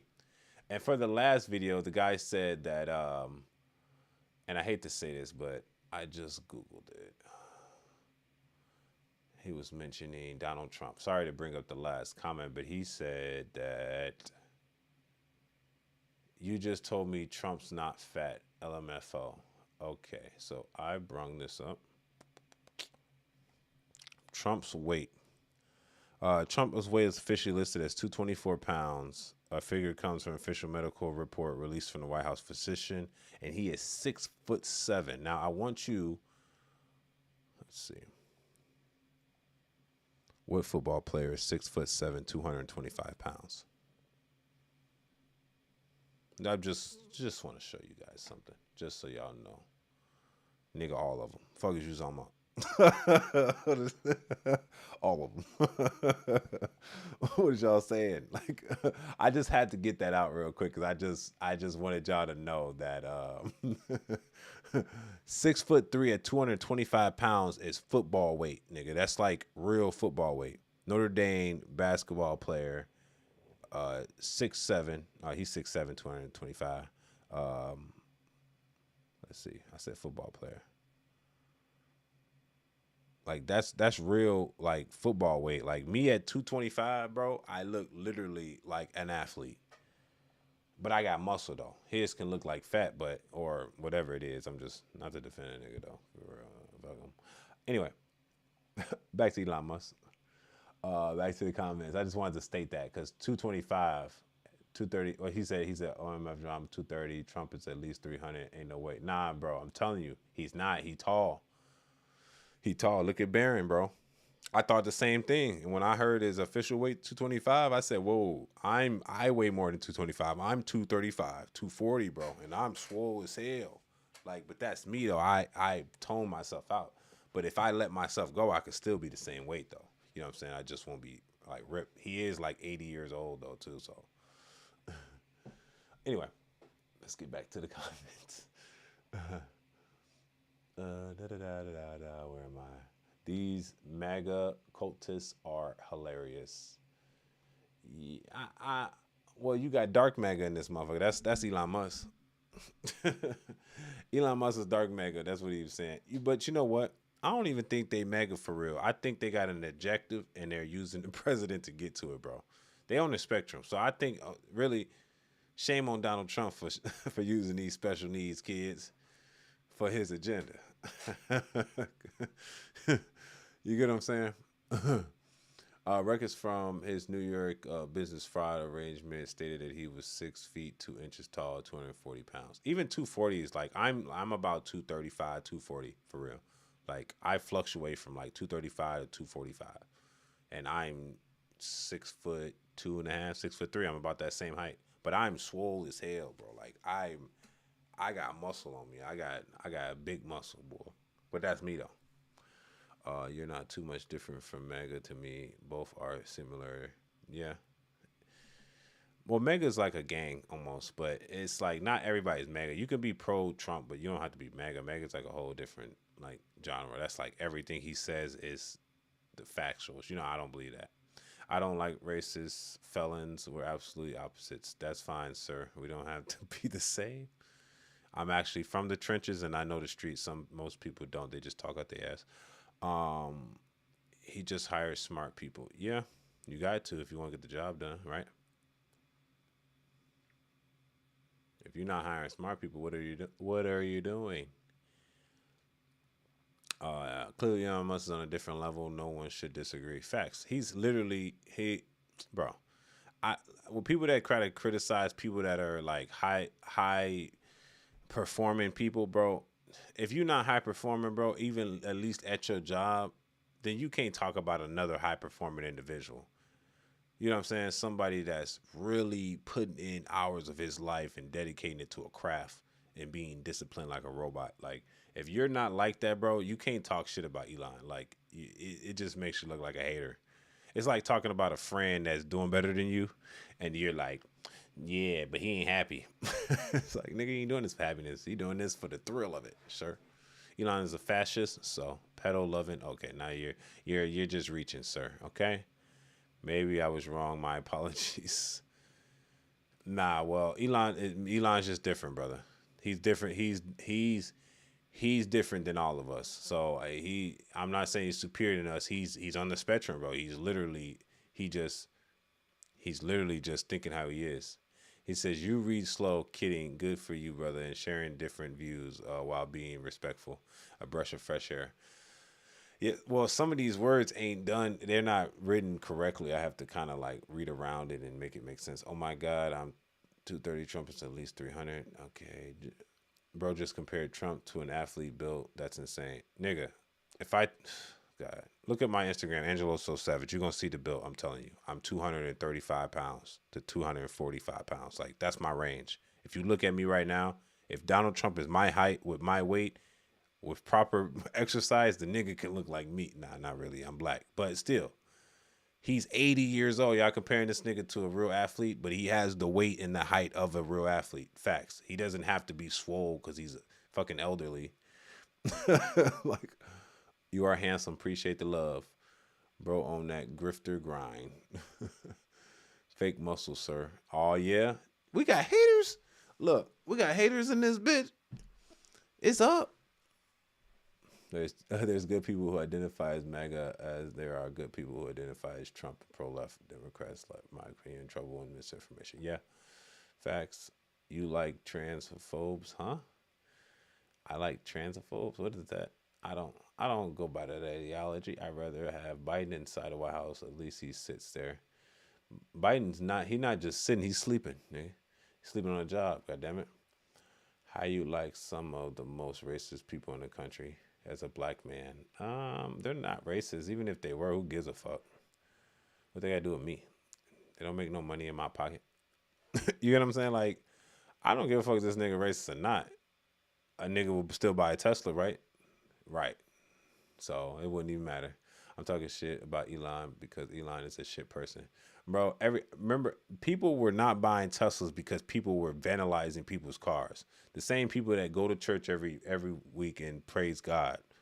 That's why I don't believe that religious shit people be speaking, because at the same person that will speak highly about Jesus and God and being righteous is the same people that's going to scrape up a Tesla because they don't like a man in his opinion. It's like, come on, man. Y'all fake righteous. Y'all can't do that. His politics are stud, but he's brilliant. He's definitely brilliant, bro. Now, you can't take that from him. It's hard for people to understand what it sounds like not to talk the way they all do. Bro, he's literally autistic. Y'all holding this nigga to, like, certain standards. I hate to keep saying that, though. You know what I mean? Eat that glizzy, bud. Whoa. Biden's better. At least he destroy America, not other countries. Facts. Trump's a little sus. He sounds like a little princess. Problem is, you believe the propaganda. I don't understand where this came from. Bro, let's talk on topic. Y'all talking about everything. Trump said the civil rights was the worst. Okay, You spamming at this point. Okay, we're done with the comments. What does the Christians have to do with scraping Teslas? This nigga don't listen. Look, I said y'all righteous Christians that believe in thou shall not do this, thou should be righteous, but at the same time you're scraping someone's Tesla because of his personal views. How is that righteous? How is that holy? No, it ain't. Imagine you're telling people to inflict violence on other people in their cars and hope the death of people while praising the Lord Jesus that died from violence. It's like, nigga, you are the niggas that killed Jesus. Like that's literally the analogy. Be watching the news too much. Okay, you guys are at this point. This is getting. You guys don't know what the hell you're talking about. You know, some people are better. It's better not to speak. How is the black man defending the president who says civil rights the worst decision America has made? I have friends who love the North Shore, that Chicago is very radical and it's not a liberal city. Is that so, Angelo? That is not true. The North Shore? Fuck no. They ain't radicalized. These niggas, bro. These niggas liberal as hell, bro. Do you see the No Kings Parade, bro? These niggas is coming out because they got free time. All right, let's continue. Let's keep it moving. Now we finna go to Chicago with it. So we got done with the federal news. So we're gonna get. Make sure y'all like the video. Make sure you subscribe, man. We got a couple people in the chat that don't really understand things. It's okay. God will forgive you. Anyway. We got a better situation on our hands at this moment. It seems like Chicago parking meters will go up for sale again. So, backstory. For the individuals that didn't remember, this is the backstory, okay? Chicago parking meters could soon be sold to a new private owner, New York City base, or New York base, Stone Peak Partners. Now, for those that don't understand or don't remember, Chicago's parking meters were sold to a Arabian, I guess, in the UAE, somewhere in the UAE. They bought the parking meters in Chicago at least for 75 years for like $1.5 billion or something like that. Something crazy, right? Nearly $2 billion, right? But the problem is with that is that they got a 70-year lease. 15 years later, they made their money back. So they still got like 50 years, 60 years left on their lease to make that money, and it's only going to keep climbing and climbing. We sold the rights to the parking meters to someone that is not American for a quick dollar. Now we don't even know the money yet because Chicago's back into a deficit. So now they're trying to sell it back for the remaining lease to an American-owned company in New York, Partners. So let's read this. Let's get it popping. It's your boy Angelo Savage. Don't forget to subscribe. A New York-based investment firm has agreed to purchase Chicago's parking meter system from the company that purchased them in an infamous 75-year deal in 2008. But the deal still requires city council approval. Mayor Brandon Johnson's office confirmed Chicago Parking Meters LLC has agreed to transfer its rights to the city's parking meters to Stone Peak Partners in New York. Okay. Terms of the sale were not disclosed by the mayor's office, but the deal is subject to approval of the city council, giving all their leverage to try to negotiate better terms for taxpayers. So they're trying to negotiate terms. Ain't no goddamn terms. That's because they're trying to renege on the deal originally, because technically the deal originally is set in stone. So if they transfer the lease to someone else that is a different partner, so basically I buy some shit and I have it for these amount of years, and now I'm selling to somebody else, but now it needs city approval again. But now they're trying to put some terms in the middle of it to alleviate some stress because you made a badass deal in 2008. And that was, who made that deal? What mayor made that deal? We got a bunch of mayors in here that made a bad deal. The ordinance will be introduced to the city council on Wednesday to begin the process to evaluate the sale of Chicago's parking meters to Stone Peak Partners. Johnson said that the city's law department and the chief financial officer will be available to provide technical assistance and answer any questions that may arise. All elders weigh whether to approve the sale. We're screwed. So now he's trying to renege on a deal and change up the deal itself. It's like, all right, if the deal don't go through, the original people that own it, they're just going to keep it. So he better just let the deal go through. Former Mayor Richard M. Daley convinced the city council in 2008 to sell off Chicago's parking meters for $1.15 billion to help plug a city's debt deficit. That's ironic. The company that bought the meters has already bought in nearly $2 billion in revenue from the deal, with 57 years still to go on the deal. Ain't that some shit? In January, Johnson said it would likely have they likely would have to cost the city as at least twice as much as the original $1.5 billion price tag for the parking meters to buy them back. Look, no one's going to sell those parking meters back. That is a lucrative opportunity for whoever made that deal. As if Daley knew some shit and he sold off a crazy deal for some stuff. I feel like it was corruption, bro. It's so much corruption in Chicago, and now they're trying to sell it off. Hey, let me get a piece. You hear me? That's what I'm saying. Let me get a piece next. So that's the deal. So basically right now, on Wednesday, they're going to be talking about if they're going to approve the sale of the people that originally bought it, I think in the AUE, and try to sell it back to a American-based company that will take on the rest of the 57 years left on the lease. So I wonder what you guys think about that. It's very interesting that we even give people the opportunity to buy something that is city-owned. So now you can buy things from the government and use it and have multi-year lease. This is very upsetting due to the fact that means we're not going to be in control of Chicago's parking meters for the next 57 years. That's nuts. You can't even fathom that. It's going to be 2080. 2090 by the time the motherfucking lease expire. What have we done? You get what I'm saying? What have they done? and like, it wouldn't even be actually wise for them to sell it to the New York based company for real. It's probably best as those people just keep their shit and keep making money off of it. But they're like, well, fuck it, we don't really want it for real. Like, it's too much. Let me just sell it to somebody in New York, private equity, and let them deal with that problem and just get my little money. But how much do you think they're going to sell it for? They bought it for about $1.15 million in 2008. That means they probably want 10. They want 10 million or billion. They probably want 20 billion at this point because they're going to make their money back like they already have. So I wonder if that controls who ups the price on them, because the parking meters. So this is how you know the city's corrupt, because they sold the parking meters to someone, right, to get the revenue to park your car there, right? But then the city writes tickets if it expires and you're sitting there. That's why they own ass immediately, because they know that's the only revenue we get if your ticket expires and you're sitting there. they can get revenue from that to the city itself, but the parking meters itself, that revenue goes to that company.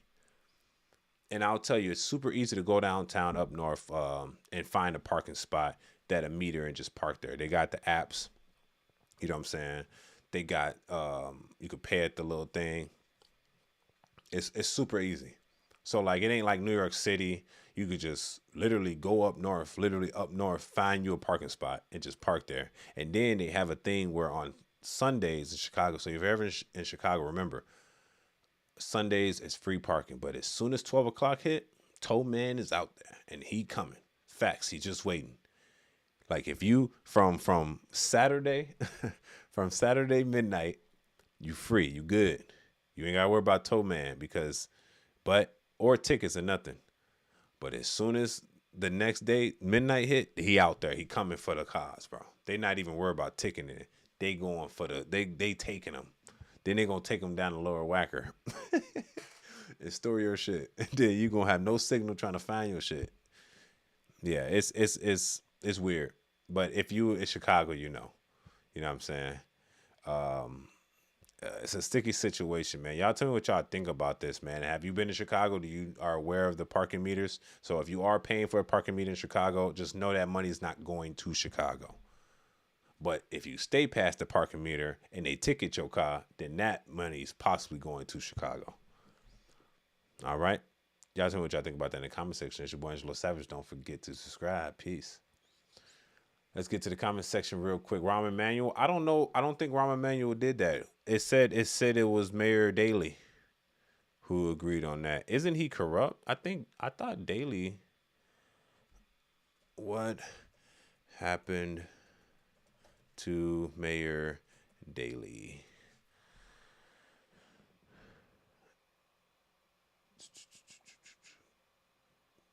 He didn't die, did he?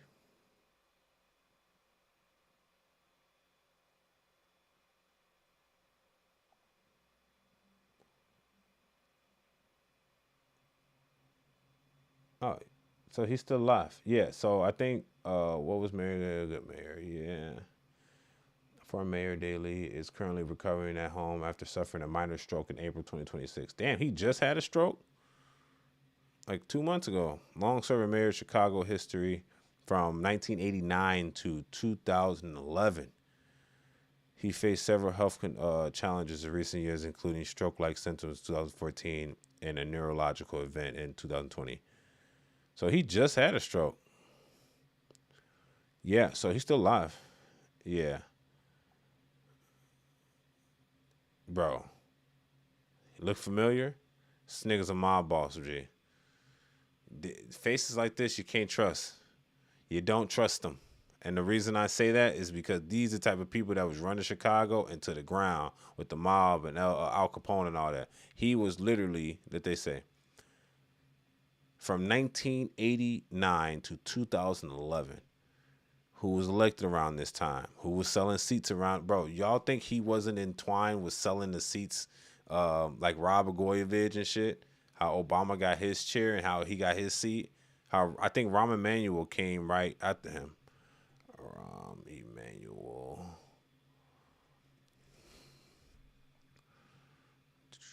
Yep, see? Rahm Emanuel was the mayor of Chicago right after Daley from 2011 to 2019. Yep. And then after him, it was the woman. Look at what I'm saying? All right, let's look at these comments real quick, man. Make sure you subscribe, man. It's your boy Angelo Savage. Skip over some comments. See what y'all. Biden should be the future of America. Christians have to do with scraping Tesla. Yeah, this is crazy.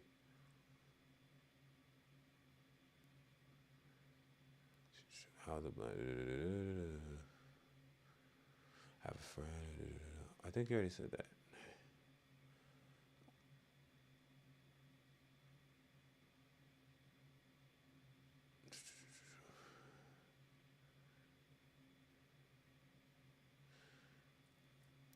Y'all be fighting in the chat. Y'all be fighting in the chat. Stop fighting. Stop fighting. Who said, I seen that comment. You said, hey, boo. You took the comment away, girl. I know you. Yeah. Wait, William Berry? Nah, nigga. You tweaking. All due respect, sorry, but God wasn't involved. Bro, this nigga's retarded. Chicago breaks my heart. Yeah, facts. Chicago just, bro, it's just disappointment. Outfit City always has been. Facts. It's Crook County. You already know what it is. Rahm Emanuel, yeah. So Rahm Emanuel was the mayor of Chicago for 2 terms, from 2011 after Daley to 2019. Then it was placed with what's that girl's name? First black lesbian woman mayor. That's when we know we was all screwed. What's her name? Lori Lightfoot. And then it went from Lori Lightfoot to 2019 to 2023. And then it looked like 2023 to this new year is fucking the next guy that's ruined. It's like it's getting worse and worse over time. Like, worse. I never vote for the Blues again. America first. How naive. Chicago is not in charge of the Skyway Express either. Really? That's probably why it's $15 to pass. I don't know. Bro, as soon as I hear, if it say you about to hit the Skyway Expressway, bro, just get off. Don't even go past it, bro. They got the most extreme toll in the world, of the country. Like, it's crazy. It's worse than any state. Chicago's not in charge. Okay. Not the whole state of Illinois is corrupt. Dude, yeah, we're aware of that, bro. It's really just Crook County and DuPage, for real. And a little bit of Elgin. And Joliet. Never Democrats or Republicans. Both are guilty of way too much more. Stand behind is a point of vote. I paid $500 for the towing in Chicago. $500? Shit. Look, if I got to pay for towing in Chicago, man, that just sounds nuts. You might have to pull a gun out. Like, hey, bro, you can't take it. White man stole our land. Cool. Here, Chicago is a great town. I love to visit more than anywhere else in the U.S. for sure. Nah, Chicago is actually the #1 tourist spot, they say. It's a beautiful city. It's just ran by stupids. Let's see. White man came from Europe and stole our land and raped our women. What? You better be Indian, nigga. Because this is the Indians' land. Anyway, Rahm Emanuel tried to get the parking meters back to Chicago. He sued the foreign company and lost. Oh, he tried to get them back? Goddamn shame. The white man's the devil. Damn, this nigga's spreading rhetoric like a motherfucker. The white devil ruined Chicago. Damn, brother. You got a vendetta. You got some on your chest, brother. You got some on your chest. Chicago is making big money from both the airports, and they keep them afloat. Look, Chicago's spending hella money. They don't give a damn. They advocating shit, and that's speaking of that. This next story is gonna explain to you why Chicago is in a deficit. Hey, bro, William Berry, what up, bro? Oh, you said hey boo before. That's why you erased your comment and put hey, bro. I was wondering. I'm like, what the fuck? Fingers in my bum make me come. Gay, yeah. This nigga freaky, bro. I'm bored with these so-called topics, so I like my style, young sir. But I do like your style. Thank you. I try to educate while I try to entertain. Yes, sir. How do you stop the murder rate in Chicago? You defund the police, boy. They keep letting it happen. No, I'm just playing with you. How do you stop it? Shit, put the drones in the sky. That's the only option, bro. You want to stop the murder rate in Chicago, bro? You're going to have to do some big brother shit, which they're already doing. They got the flocks. They got the, what's that shit called? The shockwave things for the guns. Yeah. They got all that shit already. You know what's next, bro? You need drones in the sky, bro. Facts. At all times, on patrol. Now you got to play Big Brother for real because they want to play games. I painted the U-Haul building on the south side in 2017. Oh, damn. Dope.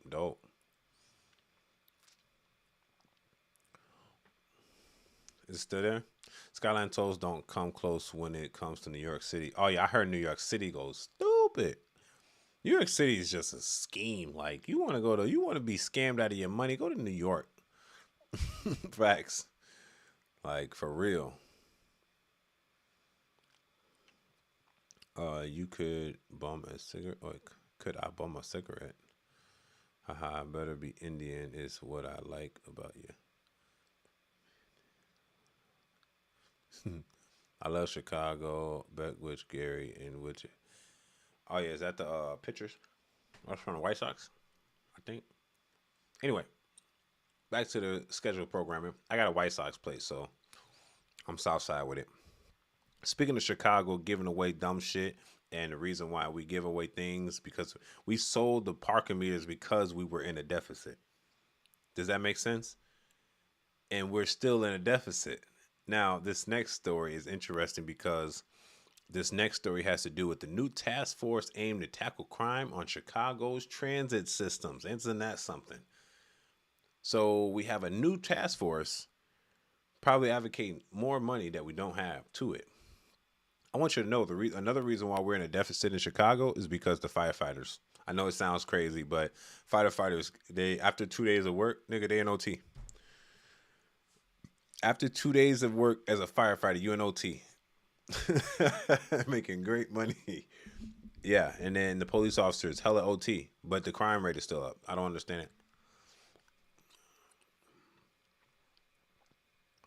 No, Dave, it says they don't want to stop the murder rate and crime going on in Chicago.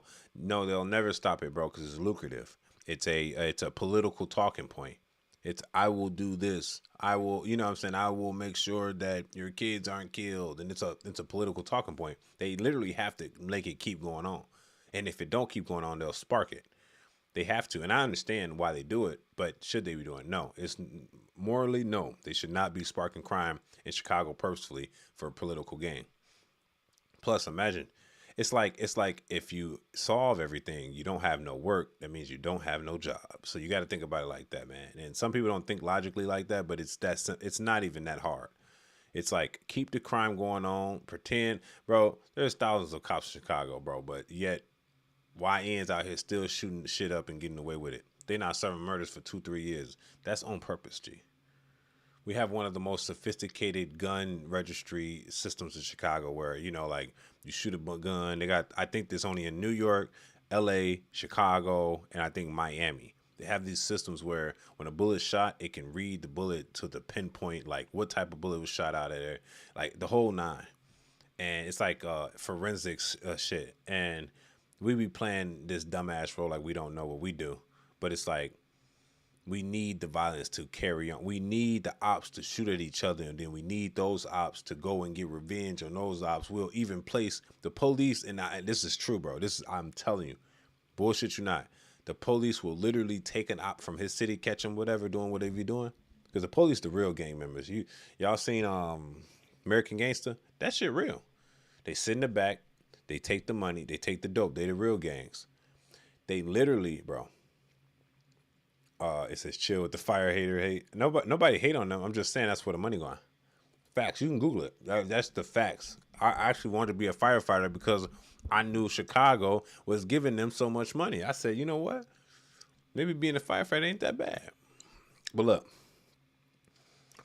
the police in Chicago, not all of them, some of them, they'll catch the ops and drop them off on enemy territory on purpose so they can get killed.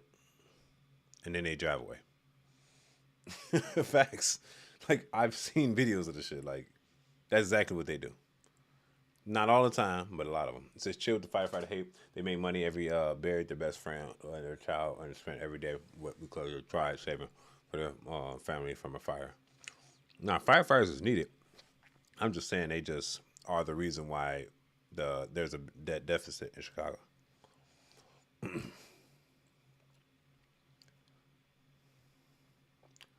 American. Now, I'm not saying based off of 100% American gangster. I'm saying based on what the police was doing. The police was basically using him as like blackmail. Like, we caught you.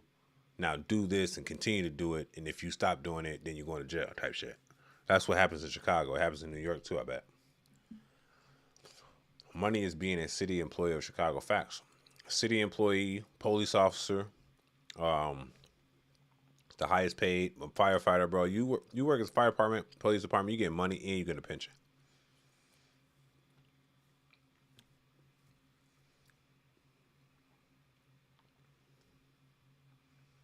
Hold on.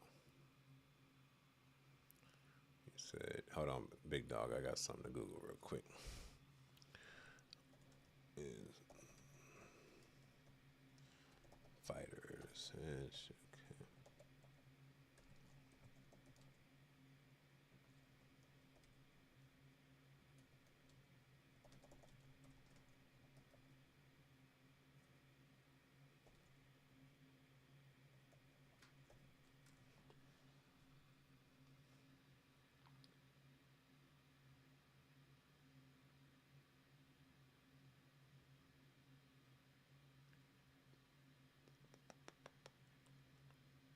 Bro, they can barely pay pensions in Chicago to the police department and the fire department. Facts.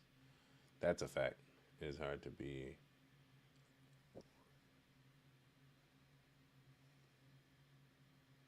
Like, you know how much pensions they got to pay to firefighters and police officers, bro? They can't even afford it. That's literally why we're going into a debt deficit, G.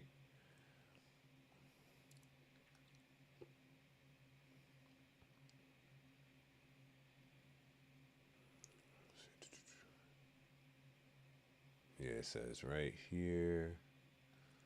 Analysts of the bill, the city's Chicago Budget and Management warned the bill could increase the city's pension liability more than $12,000. The bill is loosened because they're trying to take away from the police pension because of the amount of money it's going into it. Let's see. Why can't it use AI for that question? Okay, so what's your name? Let me see. Let me go back on YouTube so I can. I'm gonna read it off to you. What's your name? Okay, Dave. You said Dave. I hope you hear. Look, you said nah. Firefighters is not the reason. My opinion, of course. I respect yours though. So I went on Google and typed in, is the firefighters in Chicago a major reason for the deficit? It says, yes, the Chicago Fire's Pension Fund is a significant driver of the city's massive long-term structured debt and is part of a much larger systematic problem. While it's unfair to blame the individual firefighters, the compounding structure caused in the founding retirement system alongside the police and municipal workers, which means the city workers, the police department, and the fire department's pensions are direct constraints to the Chicago's annual operating budget that drives its persistent deficit. So the reason why it says Chicago legally obligated to fund four major employee pension systems: firefighters, police, municipal employees, and laborers. Together, those funds carry an astronomical $35 billion to $50+ billion in unfunded liabilities, giving Chicago more public pension debt than 55 individual U.S. states. Look, mister, I know what I'm talking about. Look, I would never mislead you, brother, Mr. Dave. I would never say the wrong information purposefully. So when I say what I say, that means I kind of know what I'm talking about. So that being said, thanks for looking that up, friend. I still, with all due respect, this is not the reason. It literally, bro, I hate when people say all due respect, but it be wrong. I just read it off to you. It literally says this. And that's on illinoispolicy.org. .org, brother. So if I just read to you, bro, that's .org. It literally said, due to the fact that we pay the pensions to the fire department, city workers, and the police department is the reason for the deficit. And we cannot upkeep it because they're required by law to fund it. So, whatever. The corruption politics is still our money is to blame. But hey, I could be wrong. Thanks. No, bro, you are wrong. I'm just saying. If I just read to you something literally from Google, that's the truth, brother. and it's from a .org site. I'm going to guess the 4 public boards would be roughly about 40 billion unfound liability. It's about 30 to 55 billion dollars. It says, my bad, I heard that's how it sounded. Still keeping my opinion without any Google facts. Don't get mad. I ain't mad. I'm just telling you, like, bro, if somebody's reading something to you and it says from an IllinoisPolicy.org website, that's literally the law, nigga. It's literally a .org website. What do you want me to get it from a .gov? It's the same shit, damn near. This is the city saying this. I doubt they would lie about that. they if anything, they'll lie about the number being too low. You know what I mean? I would never think they would tell us the real number. They would tell us a lower number. Anyway, let's get to the next video real quick, because we're getting a little late in here, man. I appreciate the love, everybody. I just wanted to prove that point. That's the truth, bro. I don't know where you from, Dave, bro. I'm from Chicago, so I know shit about Chicago. I'm just saying, like, when it comes to Chicago, bro, you can't really tell me about that. Like unless you're from Chicago and you know Mo, but for real, that's literally what it says. Yeah. All right, Dave. It's time for you to go home, sir. But I appreciate the love. Make sure you subscribe. All right. Now we back because we in Chicago now. We went from federal to Chicago, and I think we might call it after this video for real. Let's see what's going on. So this is kind of an old video. I want to let y'all know what's going on. So all these videos that I'm saying, it actually links with one another, right? So the first video has to do with the parking meters. The parking meters had to lead to the deficit of the United States. That's the reason why they sold the parking meters. And then not only that, they make a task force to tackle. Oh, we didn't even review that one. Okay, damn. Did I even review that one? Nope, I didn't. I was finna jump ship to a different one. It all goes into cycles. It goes from selling our meters for a Chicago debt deficit, and now with the debt deficit, we continue to fund task force and other things like the Chicago public schools and shit just for them to be happy and they won't protest. It's so weird, bro. Chicago police, Chicago public schools, like I know somebody, they're getting paid $130,000 a year to be a teacher, school teacher, high school teacher, but they're making bread. And every time they want to raise, they go out there and they protest. Let's see. All right, so let's get started on this next one. Let's see what's going on here. Oops, sorry. Could soon have a new owner. The private group controlling the city's parking meters reached an agreement to sell its stake to investment firm Stone Peak Partners. The deal still needs approval from City Council. The original 2008 deal handed control of Chicago's parking meters to private investors for 75 years. A move many critics say has cost the city flexibility and millions in revenue over time. Mayor Brandon Johnson had explored buying back the lease, but ultimately backed away over concerns about cost and financial risk. A new task force launched in Chicago today puts federal agents on the CTA beat for the first time. Terrence Lee found out what prosecutors can do now that they could not do before. 1 million people ride the CTA every single day. And as of Monday afternoon, the people prosecuting crimes on those buses and trains have more tools than ever. Thanks to the 24-hour-a-day work of over 11,000 dedicated CTA employees, we move 1 million people every day through their lives. Those lives have felt less safe lately. Just last week, a man hijacked the CTA bus at Knife Point, forced the driver miles off course. Monday's announcement is a direct response. Cook County's state's attorney, Eileen O'Neil-Burke, says the new regional transit task force changes 2 things: who is watching and who is prosecuting. There are 2 ways to deter crime: the likelihood of being caught and the likelihood of being punished. By working with law enforcement, we are upping the likelihood in both scenarios.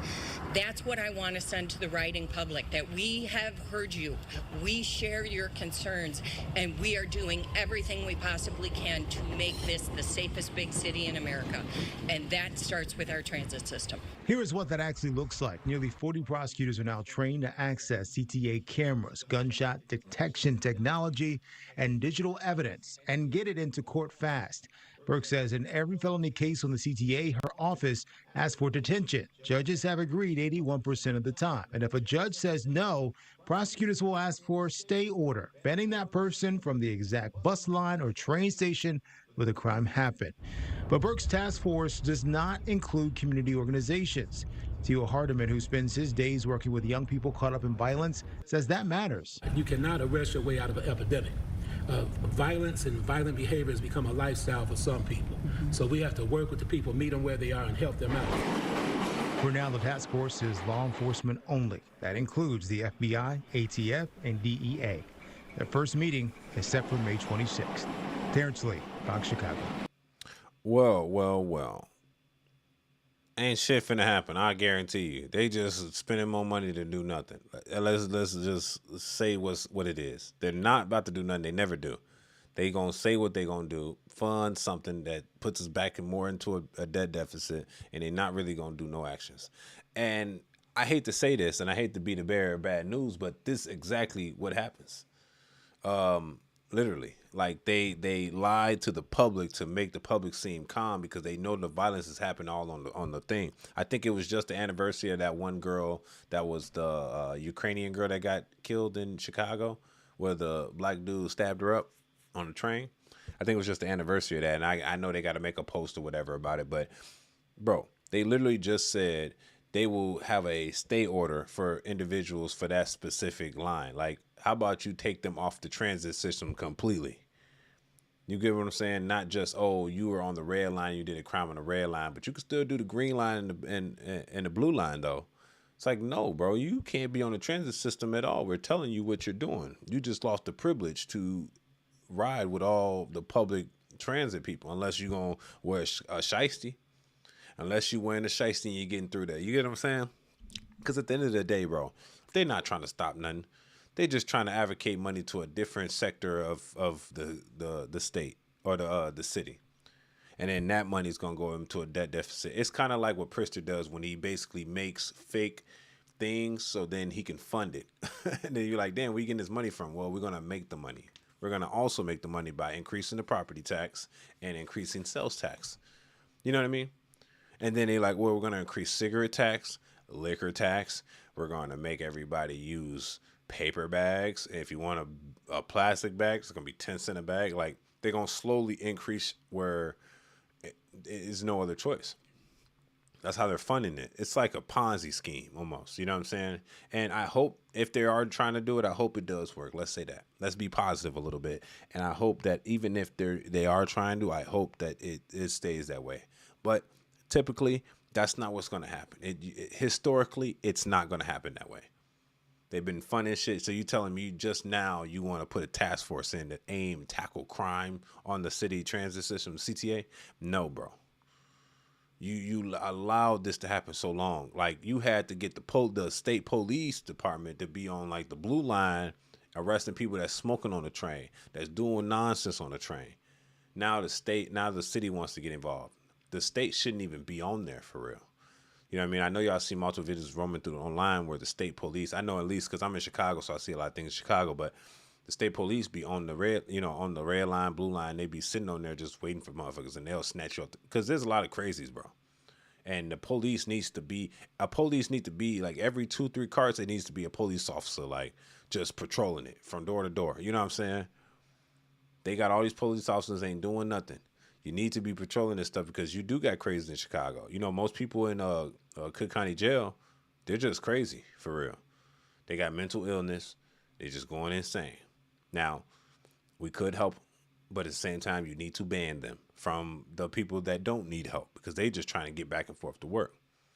You know what I'm saying? It can get violent on these. People get robbed on the red line all the time. Yup, all the time. That's just what it is. Y'all worrying about the wrong shit. When y'all gonna worry about the teen takeovers? When y'all gonna worry about the deficit? When y'all gonna worry about the high taxes? You know what I'm saying? And it's like going up north, right? All the roads clear. You go a little bit south north, a little bit west north. You start getting a pothole or two. You go more west off 280 or 290, a couple more potholes. You go down 90, bunch of potholes. You know what I'm saying? You going south, you going west, pothole galore. You know what I'm saying? Like, they focus on the wrong shit. Let's just say that. Like, I'm glad that NASCAR is not coming to Chicago this year. Like, it caused so much mayhem, and it was just so expensive anyway. They bringing that back to Joliet. So, good thing they not using that for NASCAR. Chicago is just losing all the way around. They're losing the Bears. They're losing NASCAR. Damn near finna lose Chicago Fire. Like, they got their own little stadium, and they're not going to be using the Soldier Field. So, like, I wonder if you're just going to be using it for, like, tourist situations. You know what I mean? So, I don't know. Y'all tell me what y'all think about this in the comments section. You know what I'm saying? It's a big city. Like, 1 million people going through the CTA system is a lot of people. And I think we need to figure out what they can do with this. You know what I mean? 1 million people out of, like, what? How many people in Chicago? I think it's only 8 million people in Chicago, something like that. Pop of Chicago. Damn, that's it? Good Lord. So 2.7 million of the city, and then the metropolitan area is 9.11. So that could be like the whole area. Shit, everybody is in everybody in this motherfucking driving CTA. Nobody got a whip in Chicago for real. Yeah, 2.73. Yeah, this is interesting. That being said, man, y'all tell me what y'all think about this, man. We got to get Chicago right. It's a great city, man. So those that don't know, it's better than New York for sure. I'll tell you that. For any goofies that thinking, New York is beautiful nonetheless. But we got better pizza. We doing the whole thing. Our crime is better. Our pizza is better. Our women are sexier. Yeah. We got better weather. And we got better freedom. But nonetheless, we still got high taxes and a lot of crime. It's your boy Angelo Savage. Y'all tell me what y'all think about this in the comment section. Don't forget to like the video for YouTube algorithm. Lastly, don't forget to subscribe. It's your boy Savage. Let's go. Peace. Y'all talking good shit in this chat, man. What's going on? Y'all want trouble? It's impressive. Do your thing. I thought long. You're impressive us. You're impressive and use it is. OG is happy to see everyone like you doing your thing. Dave, you sending me mixed signals, brother. Bus hijacking. Damn, they wilding. Oh yeah, well that's funny you say the bus hijacking, because that's the very next story that we finna go over, bro.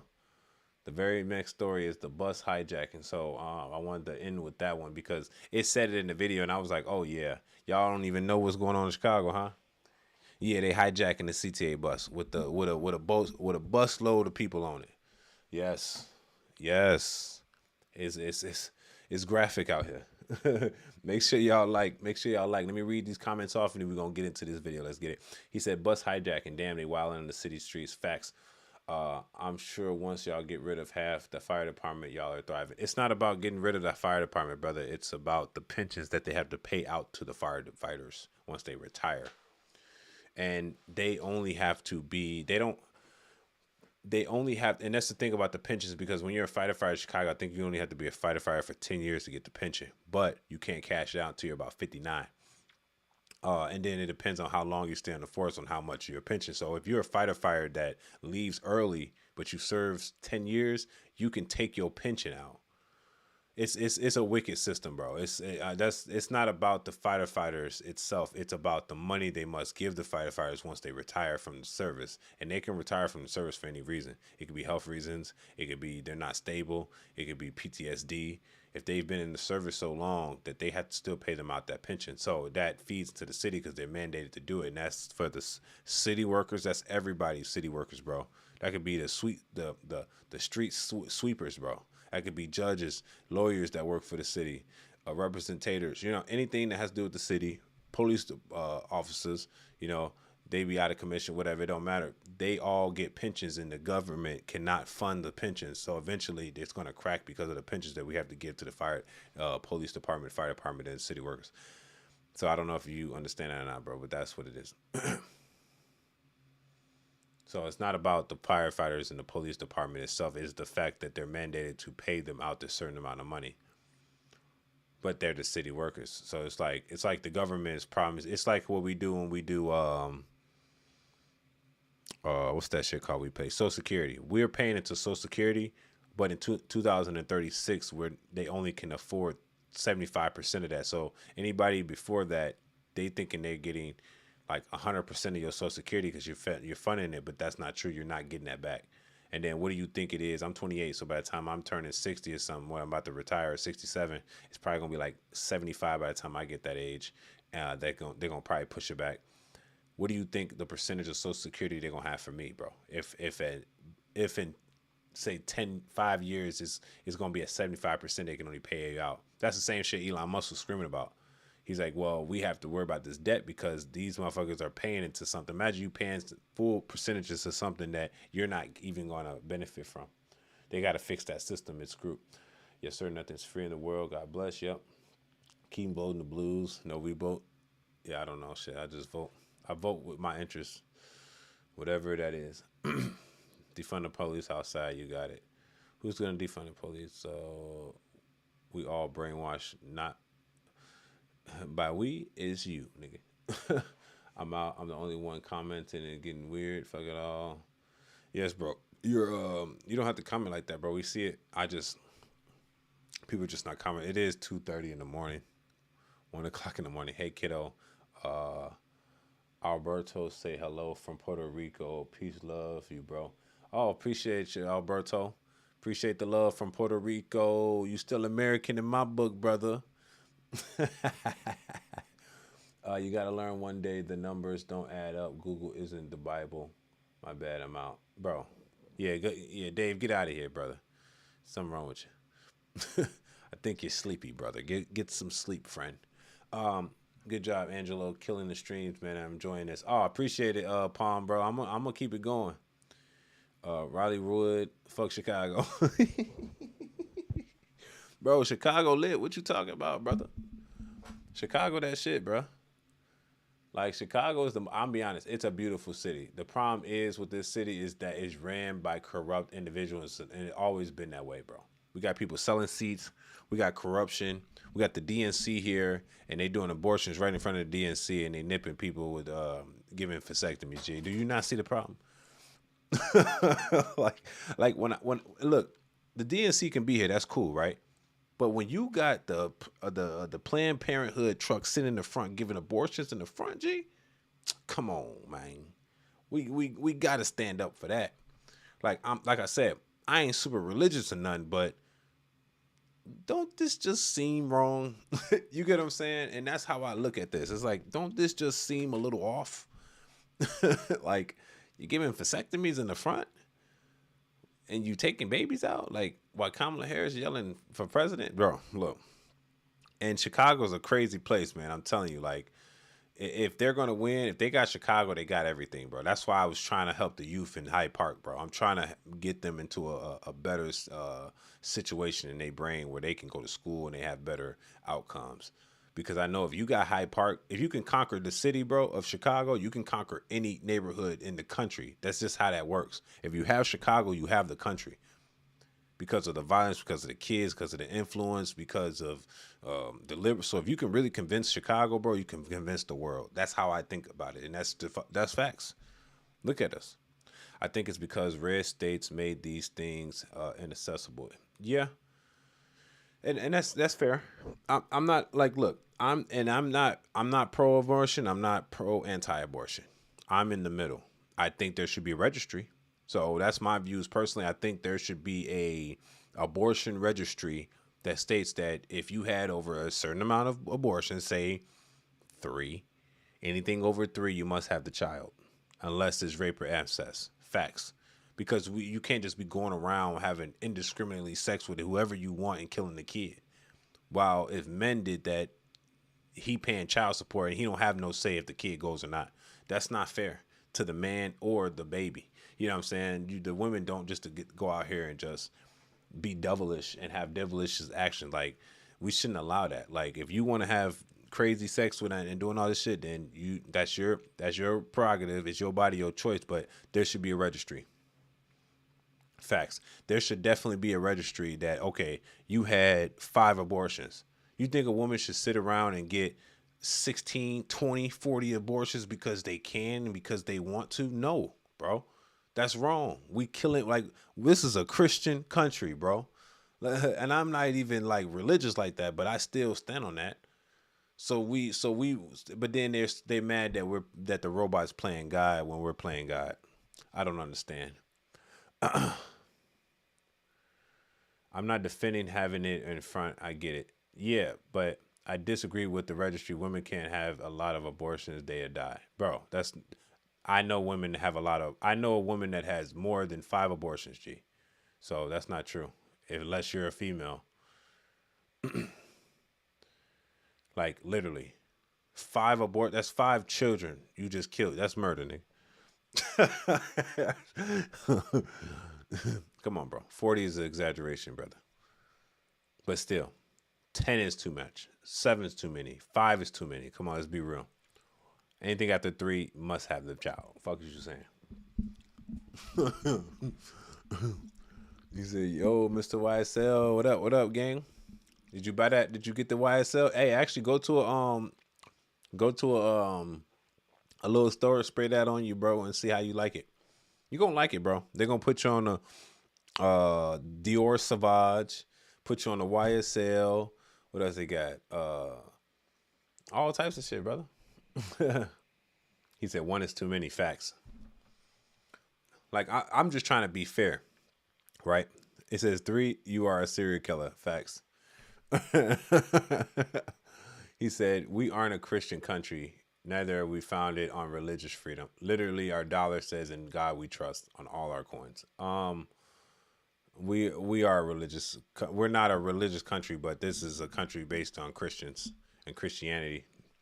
Literally, is it not? We get one Muslim as the governor of motherfucking as the mayor of New York City. We ain't Christian no more. Ain't this a bitch?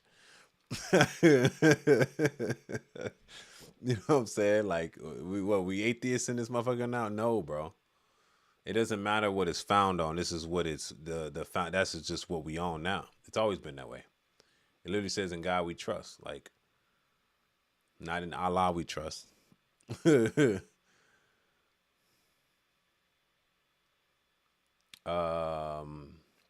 I've tried it before. It's good, just not my thing.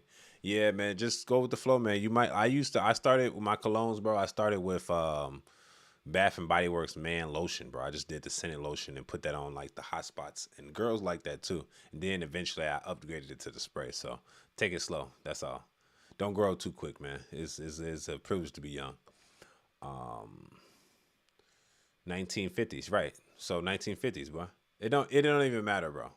We shouldn't be having discriminate amount of babies and then murdering them because you don't want to. And then in certain states, you can wait till the last minute to pull them out. Believe me, brother, I know. I'm in the nursing field. Just listen to what I'm telling you.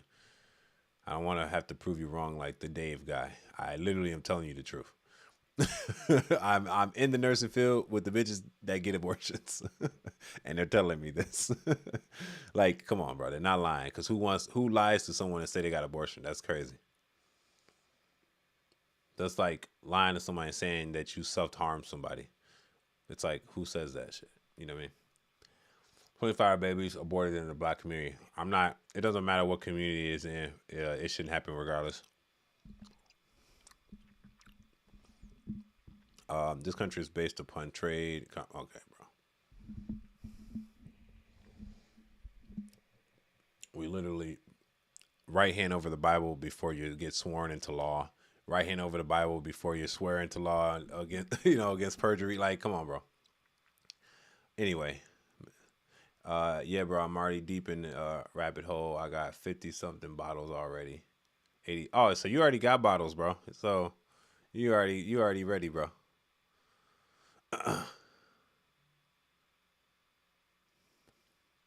All right, let's get to this next video, man, before it get too late.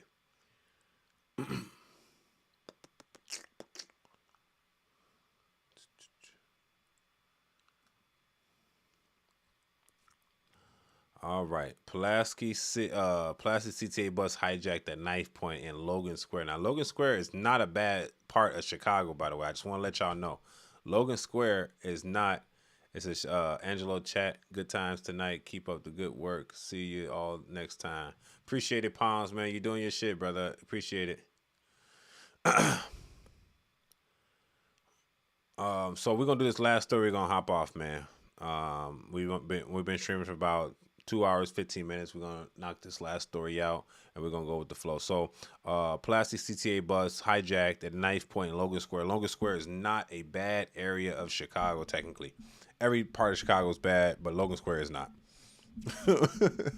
And so, for somebody to get hijacked at knife point is a scary scene. But they definitely have cameras inside of here, and I want to see what's inside. So let's go. It's your boy Angelo Savage. Make sure y'all subscribe. Appreciate the love. Let's go. Chris, I'm at the intersection right now of Clark and Chestnut, and this is where police say that knife-wielding man was taken into custody. Now, in the scanner audio that you're about to hear, it lays out the nearly 40-minute-long ordeal that bus driver went through. It all started here on the 2400 block of North Pulaski around 2:40 this morning. A man armed with a large hunting knife boards the CTA Pulaski Route 53 bus.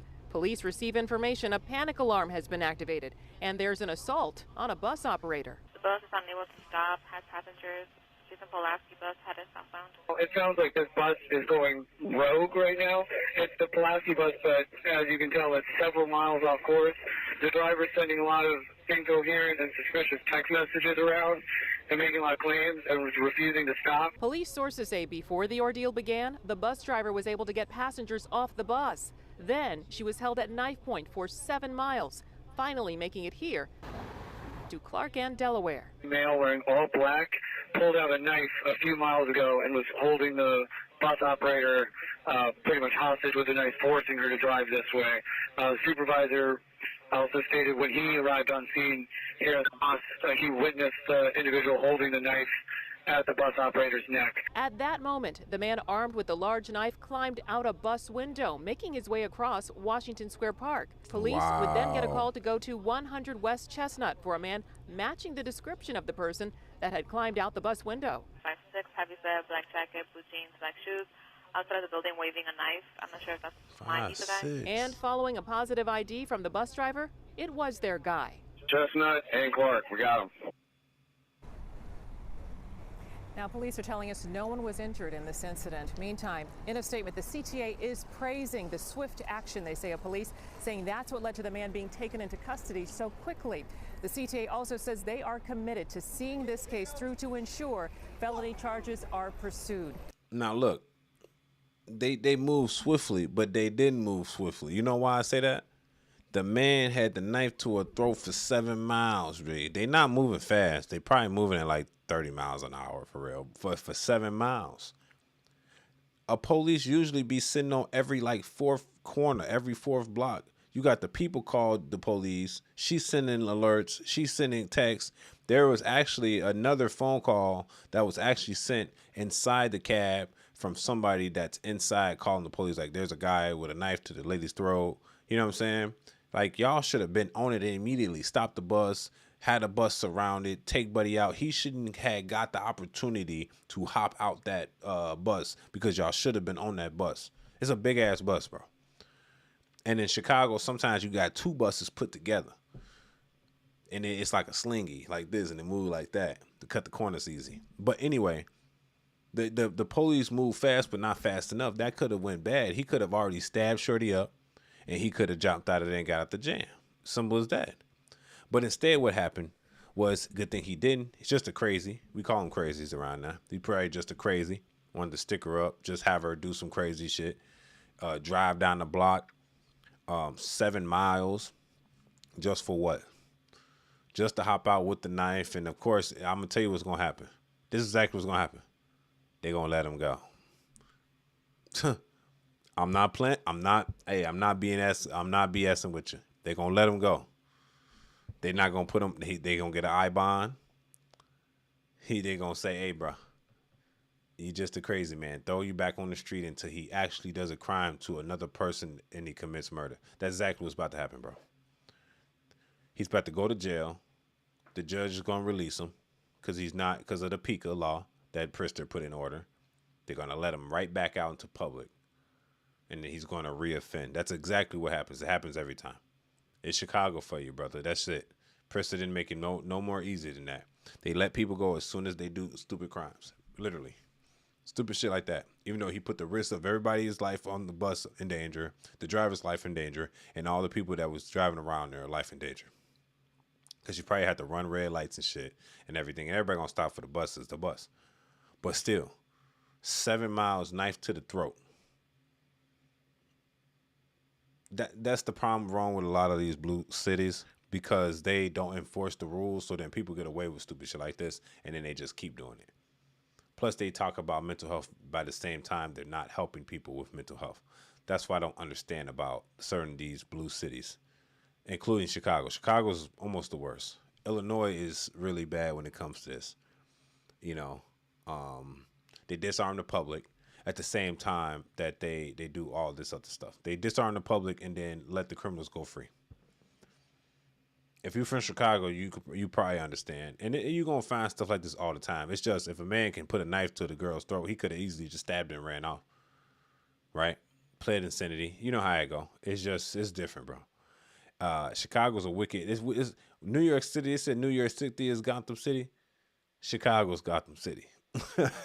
Facts. Like, if the purge was real, you don't want to be in Chicago. I'd rather be in New York. I'd rather be in Cali. But you don't want to be in Chicago, because they're a different breed. It's already the purge. You know what I'm saying? It's already the purge. What are you going to do when it's actually the purge? You know what I'm saying? In Chicago. He held a woman by knife point. He hijacked the bus, bro. Was this on his bucket list? Hey, I got to hijack at least one bus on Chicago CTA. At least one. Please. Knife to the throat. And then dipped out the window. He didn't even tell her to open the door. He dipped out the window. Ain't that something? So he probably gonna plead insanity, and then they was gonna let him go. Facts, no crime, no nothing. He's gonna be back on the street, and he gonna probably do it again. They need to send him to the crazy folks home. Facts. But that shit probably overpacked too. I ain't gonna lie with you. If you know, you know, right? It's your boy Angelo Savage, man. Y'all tell me what y'all think about this conversation, man. They got people hijacking CTA planes at knife point. And it's scary. If somebody got a knife to your throat, it ain't no, what you think, you gonna be a karate man? This probably a female. She probably young, thin. Ain't no way a big dude just have a knife to her throat and she's scared as hell. Like, a knife to somebody's throat is like, it's like with somebody holding a knife like this to you, bro. It gets wicked out in Iraq, bro. We call it Chirac for a reason, because of the murder rate and whatever. But it get wicked out in Iraq. Facts. You know what I'm saying? Stay your ass in the house. Stop using public transportation unless you absolutely need to. You know what I'm saying? You might be on the back of that motherfucker. It wasn't a movie with what's his name, Reeves, and it was like a moving train. Like, it's not a movie. Was it a moving train or a moving bus? And that motherfucker, they said if it go below this mile per hour, somebody gonna die or something. Like, that's kind of the situation here. And this ain't no movie though. This is real life. You hear me? This is real life we playing around with, man. I'll be scared as hell.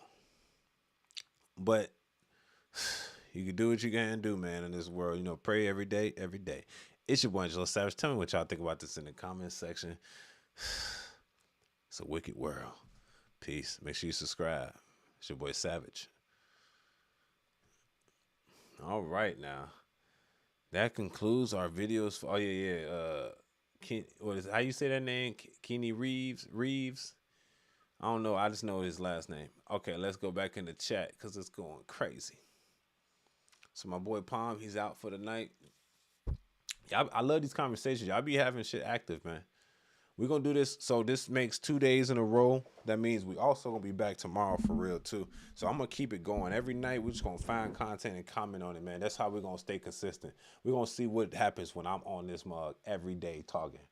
I did a 16-hour shift and I'm back on it like SmackDown. I'm not playing, man. It ain't nothing to it but to do it, all right?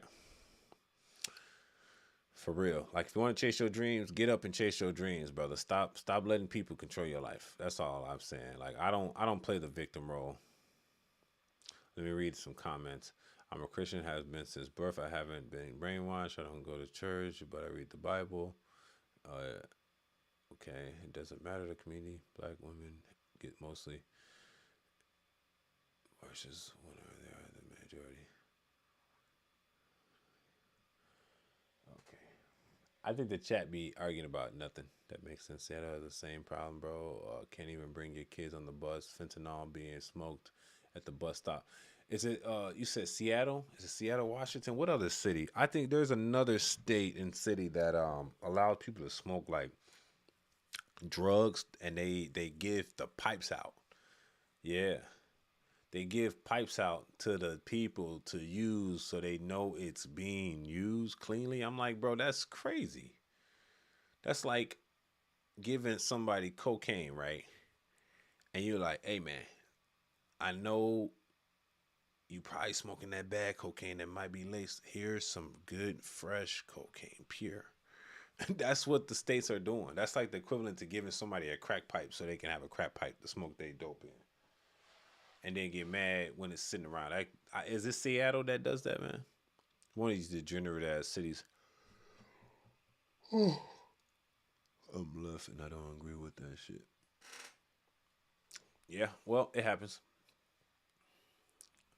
Look, I think we all have a little left and right into us. Like there's a middle ground to everything. Like I don't play like I was raised on EBT and Section 8, but I don't believe that. I think there should be a threshold on it. I think that you shouldn't be able to live off of Section 8 for more than like 5 years. That's crazy. And I mean, like ever. Like, so if you're going to do 1 year now, 2 years now, and something happened down the road where you need another year or two to get back on your feet, okay, or go to school, okay. But like, there should be thresholds and limits to everything that is the government's giving because the shit's not free. So we can ask the government for shit, but ain't none of it's free. Somebody's always paying for something. You know what I'm saying? Right, look behind the vial when Chicago comes up. Yeah. Coming to North Carolina. How is North Carolina? Now, light, rapid transit quicker, as bro says. No, light, rapid transit is quicker, as bro says. I don't know what that means, bro. Are you by this nigga? Wait, you talking me? No, hold on. Let me read this shit. I'm out of context with it.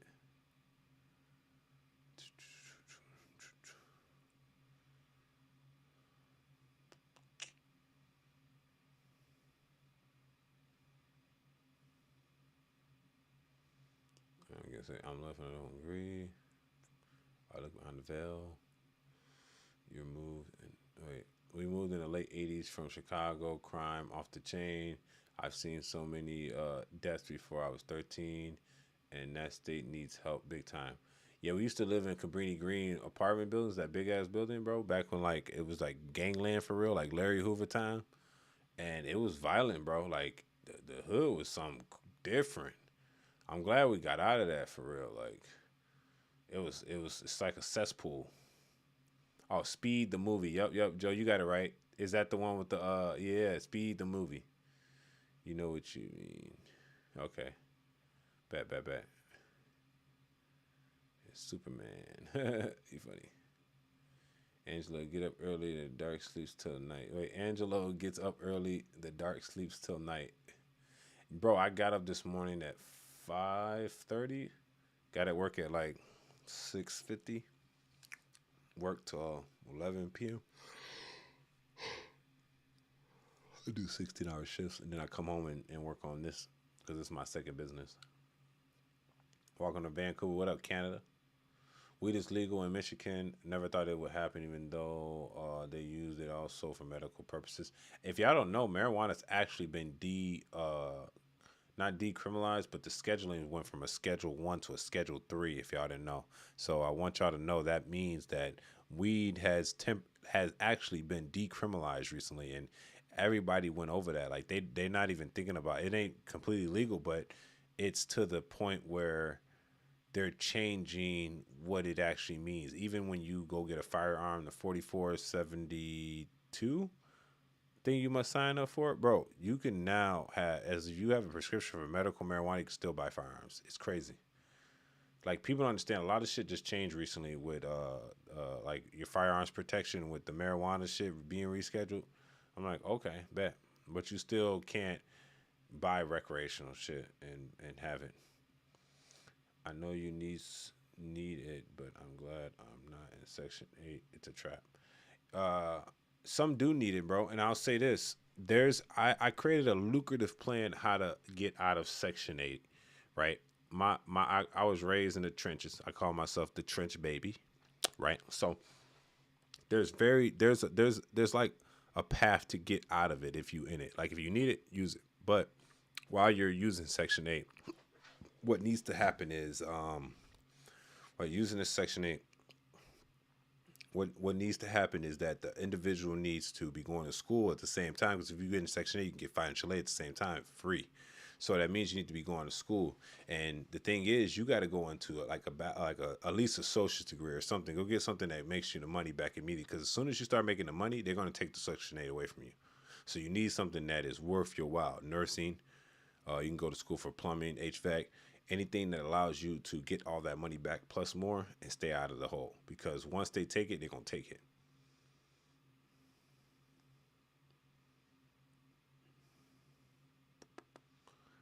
Yes, I had, because they stay at Candyman's building. Yeah. So that's the thing about the Cabrini Green, the Candyman, like all that story, like that shit was really going on in the 90s for real. I don't know how long it was for, but I was born in the 90s, and that's when I was there. It's big time in Flint. We so many dispensaries here. It's crazy, like a candy store. Yeah, bro. I'm be honest. I spent my youth smoking this shit. I don't smoke no more because I'm just focused. But it's a distraction, brother.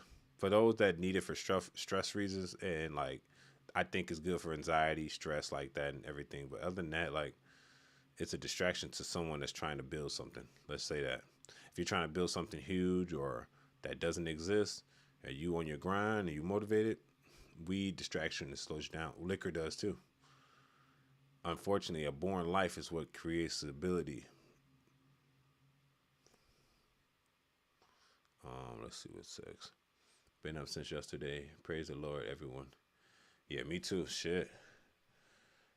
Well, it's only 3 o'clock, so yeah, I've been up since yesterday. It's only 3 a.m. Right, but they got on there and get more lazy, and that's why it's a trap. Smoke in moderation, don't make it your everything. Yeah, I'm not 100% against, like, I'm in the middle with everything. Like, I can argue both sides of a lot of things, and I think, yes, a moderation is better than, you know, whatever a lot of people are doing, like drinking all the time, smoking all the time. It becomes detriment to your health. Not only that, you know, if you're a motivated person, it's going to stop you unless you use it as like a motivator. Like, if you're going to drink, and like, I can't drink and do work. It's going to slow me down. I can't smoke and do work. It's going to distract me. But that's me personally. Other people can actually focus like that. I know some people go and smoke and then they go to the gym. And I'm like, I can't do that personally because I need 100% focus on my muscles and how the fibers are being used. And you said right, but they get on there and get more lazy, and that's why it's a trap. Yes, that is true. Section 8, and that's what I hate when people use.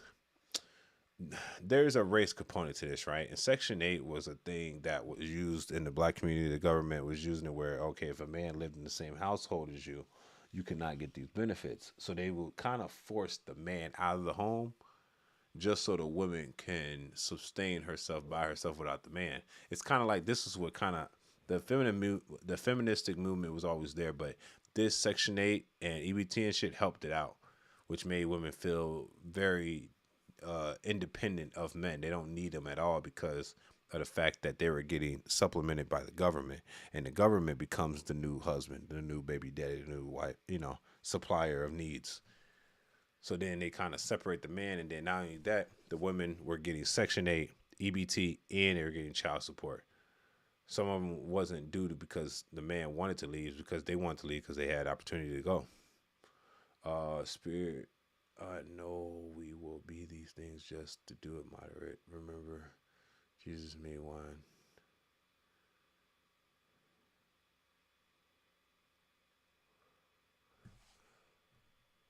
All right. That looks like enough for the comments, man. I'm sleepy as fuck.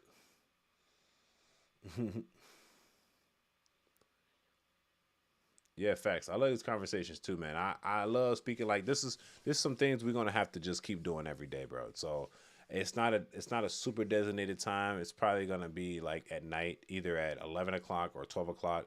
We're gonna get on and we just gonna talk to the night and do my videos where then I would upload in the morning, because I clip these while we're talking.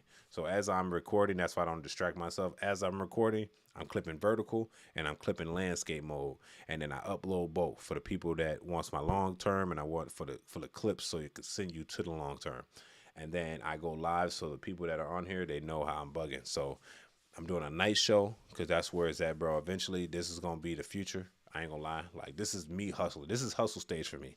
I go in here and I speak what's going on, because not all blacks are ignorant. You know what I'm saying? A lot of us are smart. Some of us. Shit. Yeah. And I use that information to educate other people, because we all on the same team in a way. Like, there's no enemy here. Like, I don't see people as my enemy. I see y'all as comrades. I see as everybody trying to get ahead. Like, I talk to people that want to. What up, Jay? I talk to people that want to listen, and if you want to listen, we can all learn together and grow. But that's to each his own. The information is free right now. It might not be free in the future. It's your boy Angel Savage. Make sure you subscribe. Don't forget to like the videos and hit that subscribe button, man, if you want to see an extra tent. We're going to start coming on here, extra content. We're going to start coming on here daily. We're going to do a daily stream. If we're going to try to not break it. Try to go on a streak, a daily streak at either either 10, 30, 11, or 12 o'clock. Yeah, we can do an hour or two on those certain days. Today we are at 2.5 hours, so we're doing something nice. Can I get $15 for a keyboard, please? Sure. Brothers and sisters in Jesus Christ. Yes, sir. Can I get $15 to buy a keyboard, please? Oh, yeah, definitely. I say stay awoke, stay up, and aware. Stay up, stay lit, stay dangerous. Can I get $15 on the keyboard? Do you got Cash App? Oh, I thought you said you're going to send me $15. You want to send me $15 first? Just send it in a super chat. I almost got you, didn't I? It's your boy Angelo Savage. I'm out of here for the night, man. I'm sleepy as hell. I got to get some rest, and we're going to be back up in the morning, man. It's your boy Savage. Let's go. Peace. We out for the night. Yeah, blessings. Appreciate everybody for being alive, man. I appreciate y'all. Y'all really showed the support. Y'all showed out tonight again with the numbers, man. We did big shit today. We did big stuff, man. It don't stop here, man. It keeps going. Hustle don't stop. It keep going. All right. It's your boy Angelo Savage, man. Stay tuned. Peace. I'm out. Don't forget to subscribe. Let's go. He said, hold on, folks. You big GD? No, I'm fucking with you. We out. Peace.